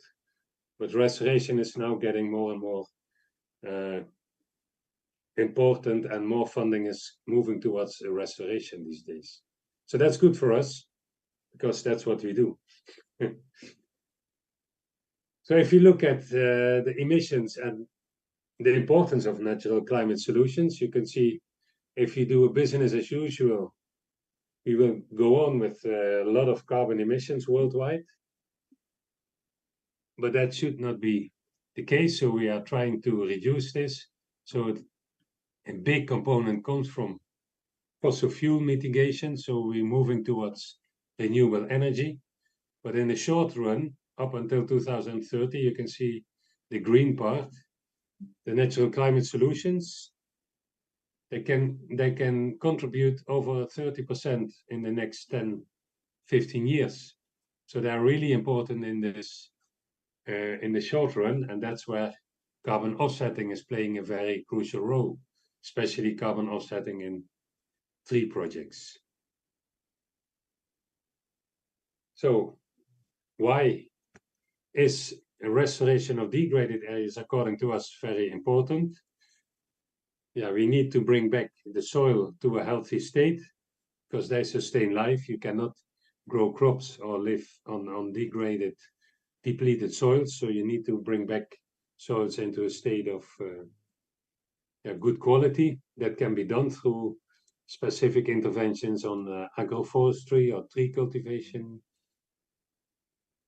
It also can support biodiversity increase. So as we are seeing in the world, biodiversity is also depleting. So bringing back tree cover can support biodiversity increases. I will show you later on. We have proof of that. The greatest gain comes from a restoration of degraded land. So you start from always the baseline, as we call it. When you start a reforestation, it's almost zero. In Sumatra, we have about 5-6 tons per hectare. It's the baseline vegetation, which is imperata grass or alang-alang, or a bit of shrubs, which is called semak in the Indonesian language. So you have between 5 and 15 tons of carbon where you start from. So that's your baseline, and you start from there to increase the carbon by planting trees. And I will show you later on how that works. For us, of course, you have good financial returns because the carbon benefit is highest. From 5 up to, we achieve up to 300 tons of CO2 on 1 hectare. So we have a gain of, if it's 5, we have almost 295 tons of carbon, which is added, which is new, added, and sequestered. So that part you can sell as carbon credits. So that's a good financial return. And if you plan it well and you involve communities, and they can benefit a lot.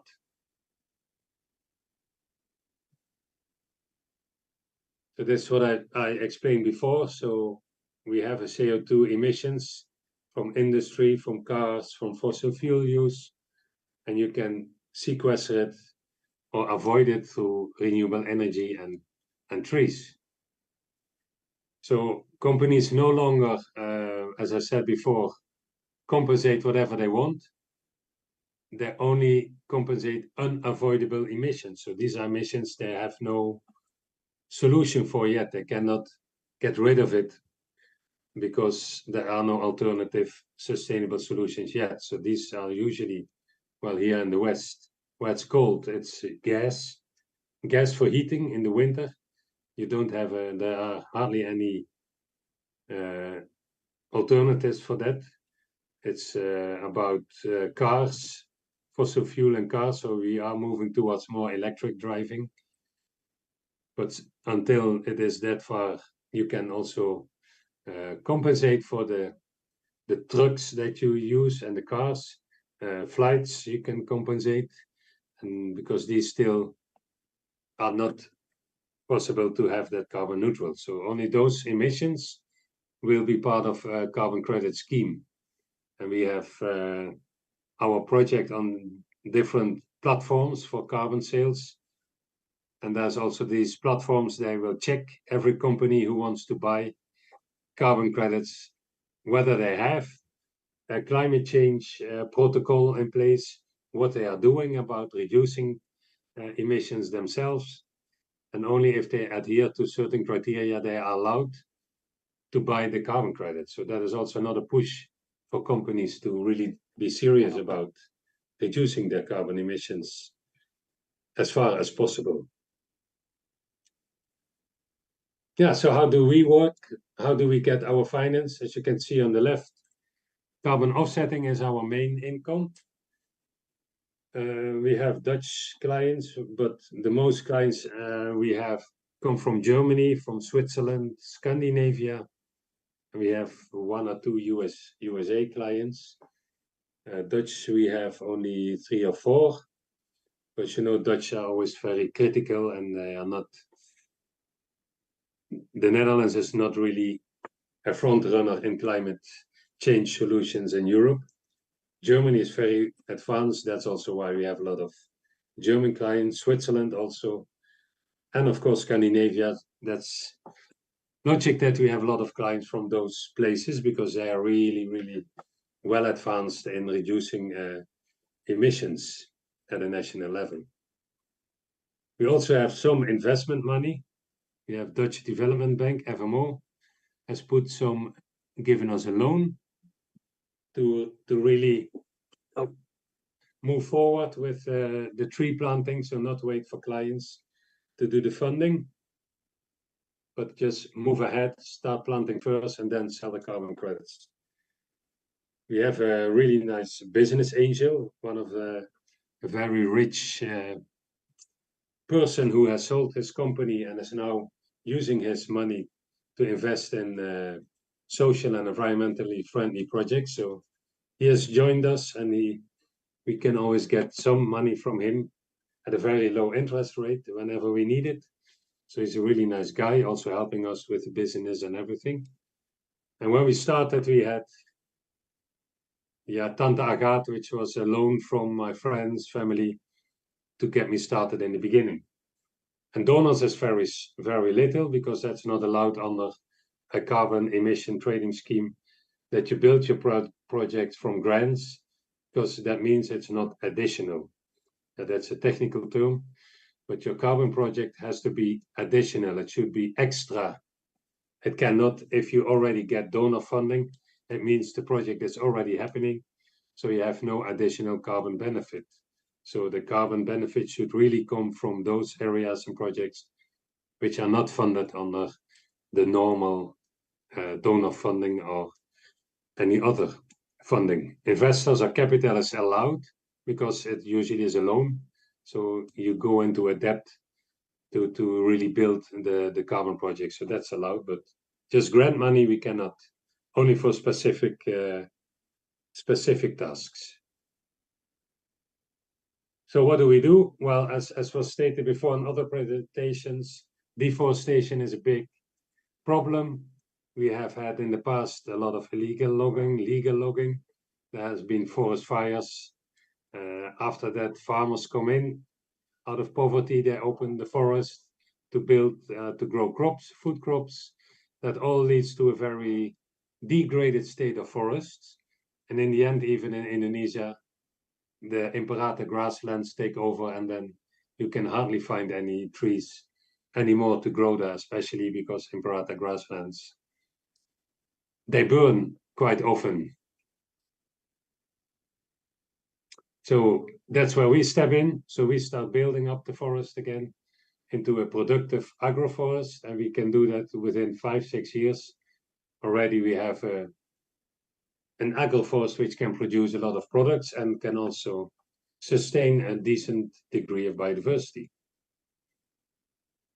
So in our program, so what we do, we have done a lot of this, the Gula Gula food forest re-establishment. We are now moving into local processing products and also exporting it to the EU. But we also do a lot of sales within Indonesia. So the sugar is mainly sold within Indonesia.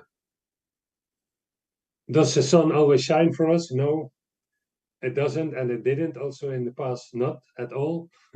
We've gone through very difficult times, but luckily my Indonesian friends, because I already in the past wanted to stop because we had to deal with corrupt village leaders, we had to deal with the wrong yeah, technologies, as you said, we were working against nature instead of with nature. So we had a lot of failures in the beginning, but the Indonesian friends that I was working with, they really pulled me through. They said, no, no, no, Paul, don't stop. We are on something here. We have to just, this is part of life. You have to go through a deep sinkhole first before you can climb out. And then later on, you will be happy because you will have a successful project. This is what you have to go through. So that's, in the end, I was happy that they pulled me through because now we are having quite a decent success. Yeah, we have also issues at village level.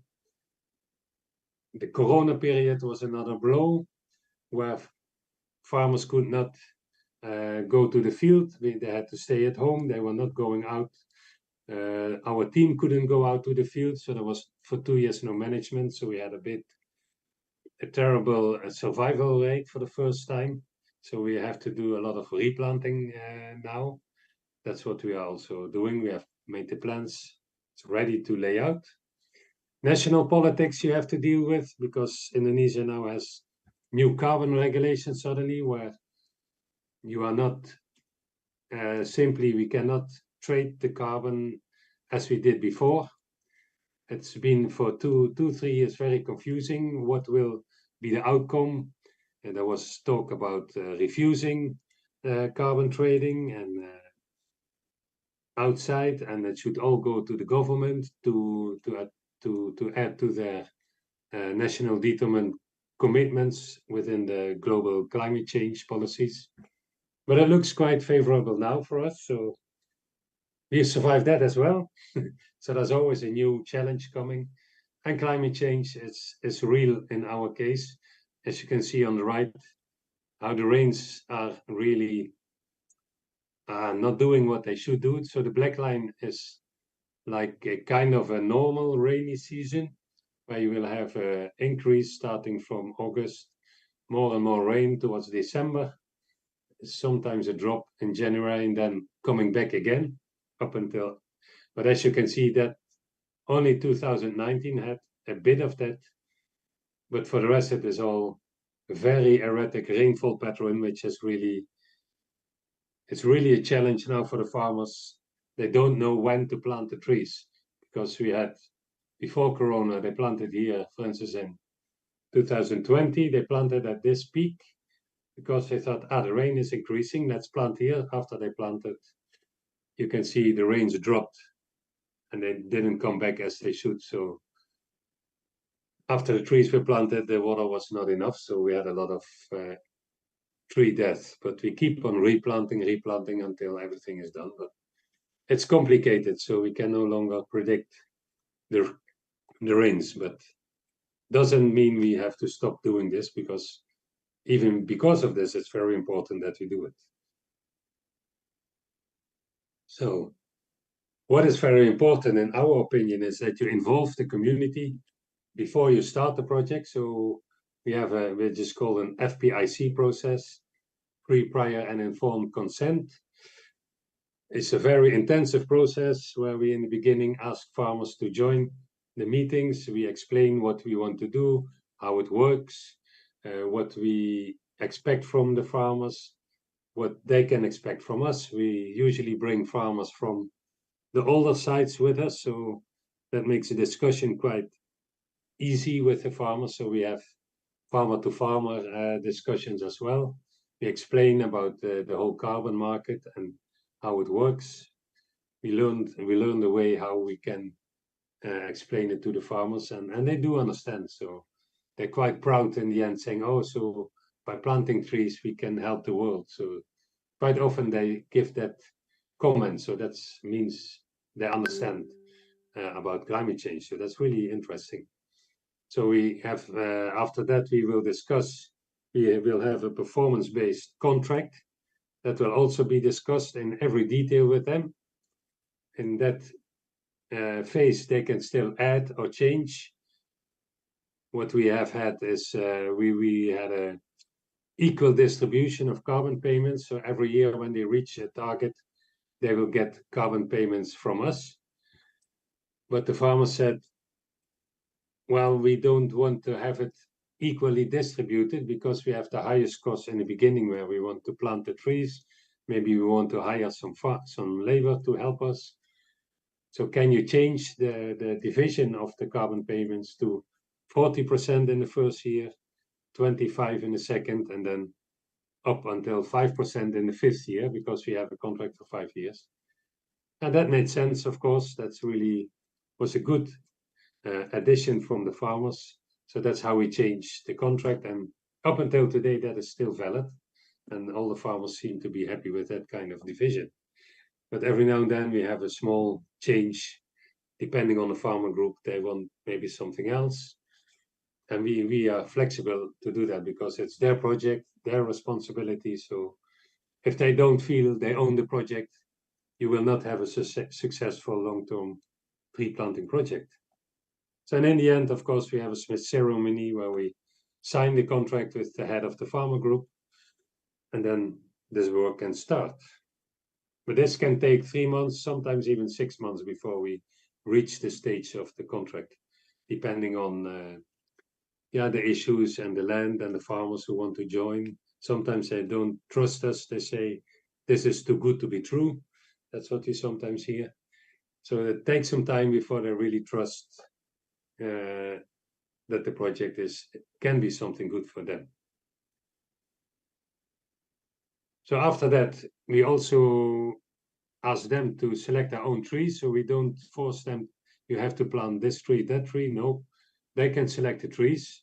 We do have some experts from forestry with us, usually if they come up with a tree that could not grow in that area, but normally farmers know better what can grow in the area than anybody else, so there's no issue on that.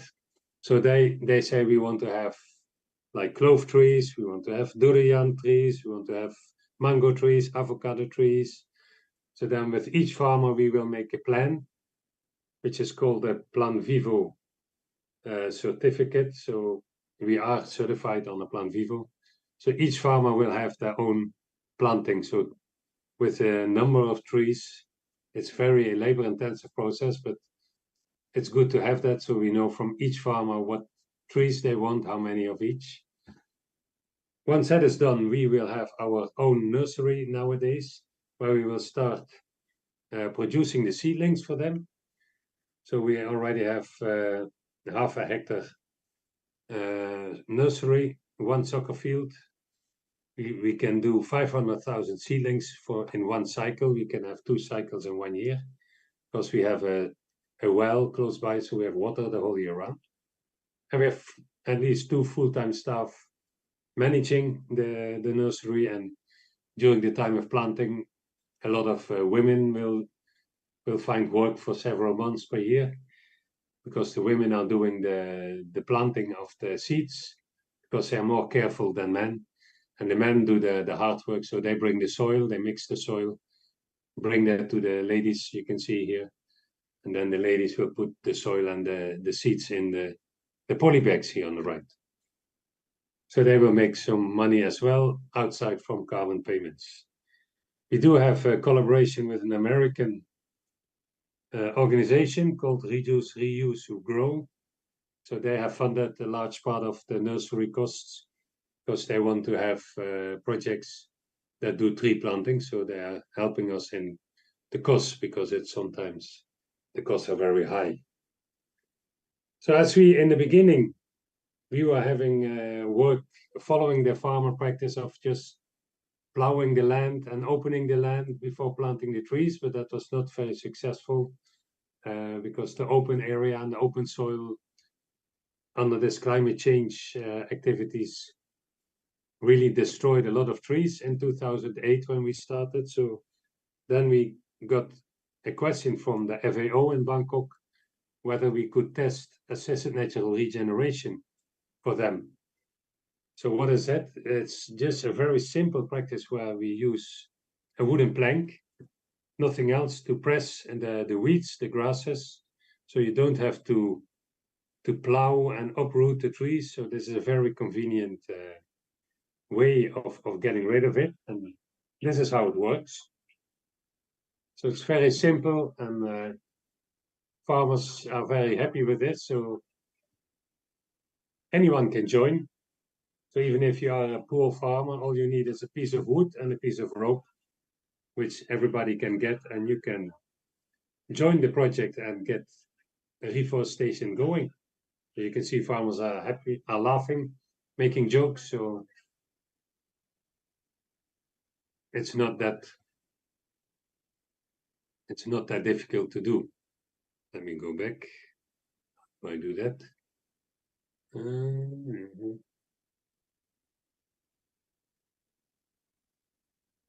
So you can still see my presentation. So what happens with this assisted natural regeneration? After they press the grasses, you know, the grass gets very weak, so it slowly dies because it cannot grow back. So they only need 3 times pressing in 1 year.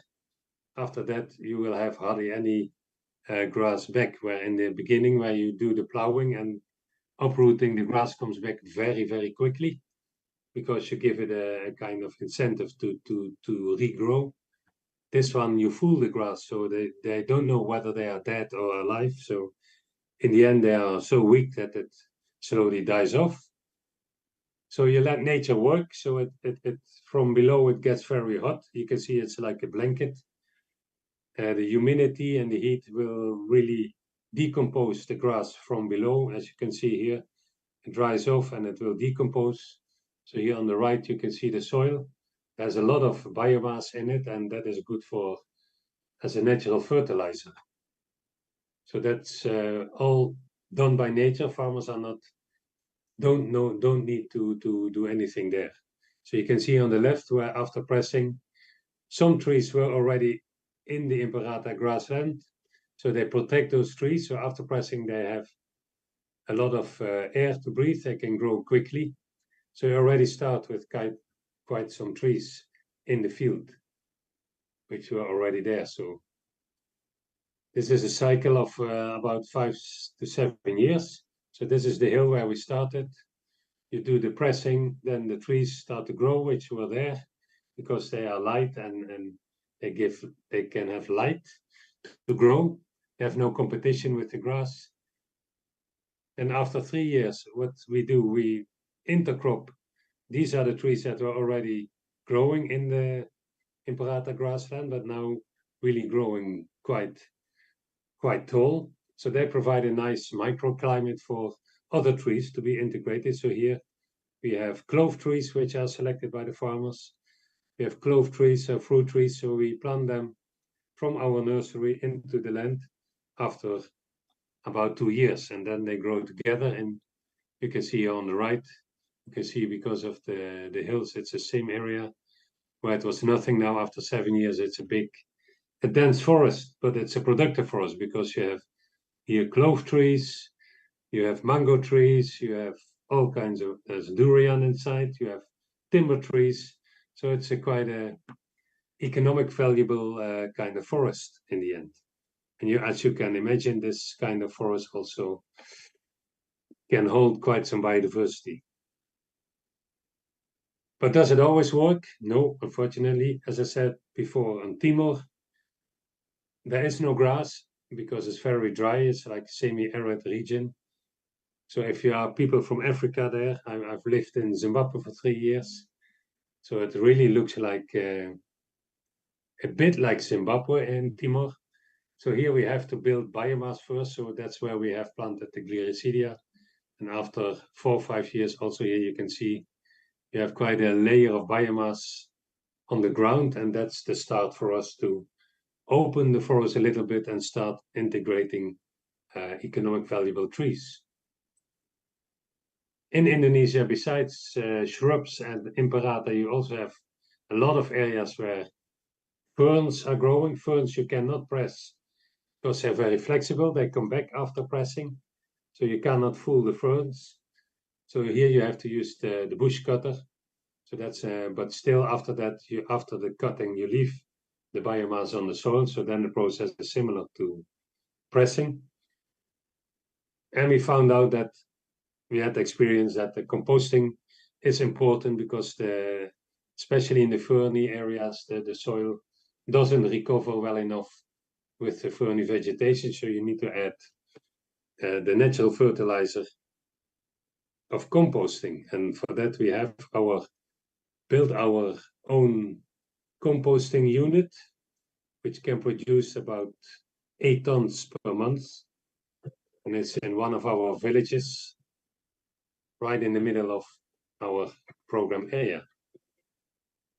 Seracom Village, our composting unit produces compost to strengthen tree growth while improving soil quality in our restoration sites. Locally available inputs are used. Manure from surrounding cattle farmers is mixed with Titonia diversifolia plants and some dolomite. Rice husks and rice husk ashes are also added, both waste products from nearby rice fields.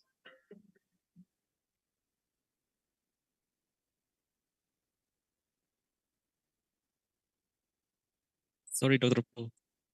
I think we cannot see the video from your screen. That can be sprayed over the compost, which speeds up the composting process. So 1 month, the composting process is completed. Compost is grinded and seeded.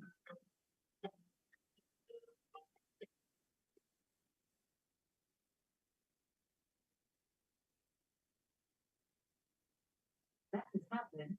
Compost is put in bags of 15 kilograms. The compost quality matches the national Indonesian standard. Once the bags are sewed up, we distribute the compost to our tree farmers.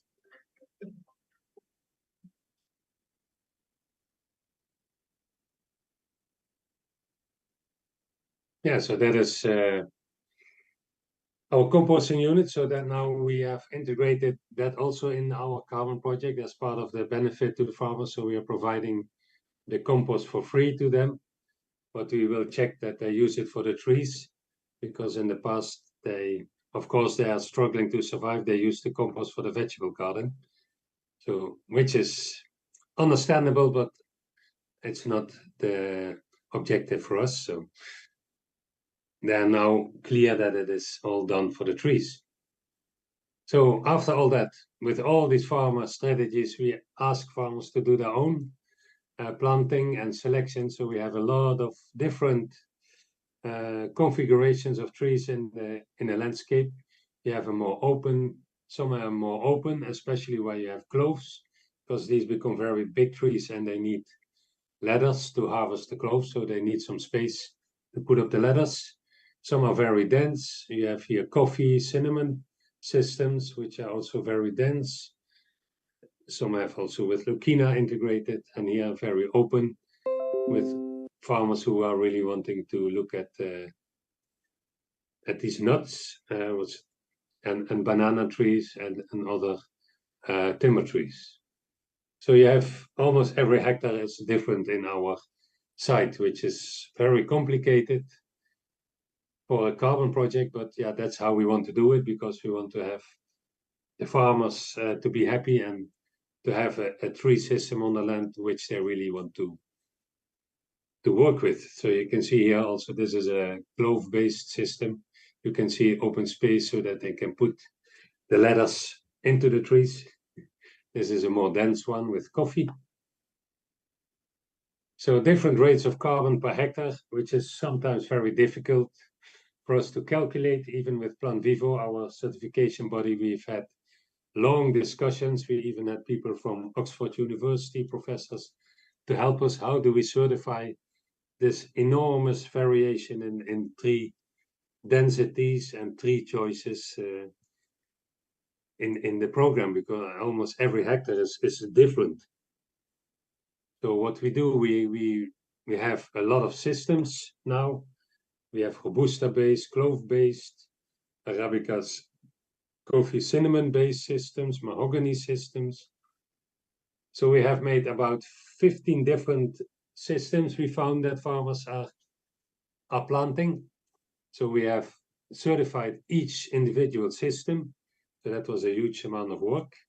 But now, once we have this, we now know that farmers always choose one of these. There's no exception anymore. So we just let them choose between these different systems now. And there's always one that the farmer says, oh yeah, I like this one, I like this one. So that's now getting much more easy, but it took us 2 years to get everything sorted out. So it was quite a hassle, but I'm happy that we managed to do it, and now we can just work quite easily. So for Plan Vivo, to get the certification done, you have all these calculations, the additionality, so what is left after what is added to the land on top of the baseline. So if it's 286, you have to deduct your baseline. So if it's in Parata, you have to come up in the end with 281. For Plan Vivo certification, 16 to 20% you cannot sell. It's part of a buffer planting that is for negative or for bad years, like we have at this moment. So then you can tap into the buffer to add to losses, potential losses. So it's good to have that. And then in the end, you come up with a number of saleable carbon credits after deducting all these different issues. So monitoring is a very important aspect to keep your certification and to be able to sell your carbon credits, because that will show you the impact also to your clients. And we do that quite intensively. We have socioeconomic monitoring. So usually we have students from local university to help us. It's part of their BSc or MSc study quite often, to show and to see with farmers how much income they get from the trees that were planted.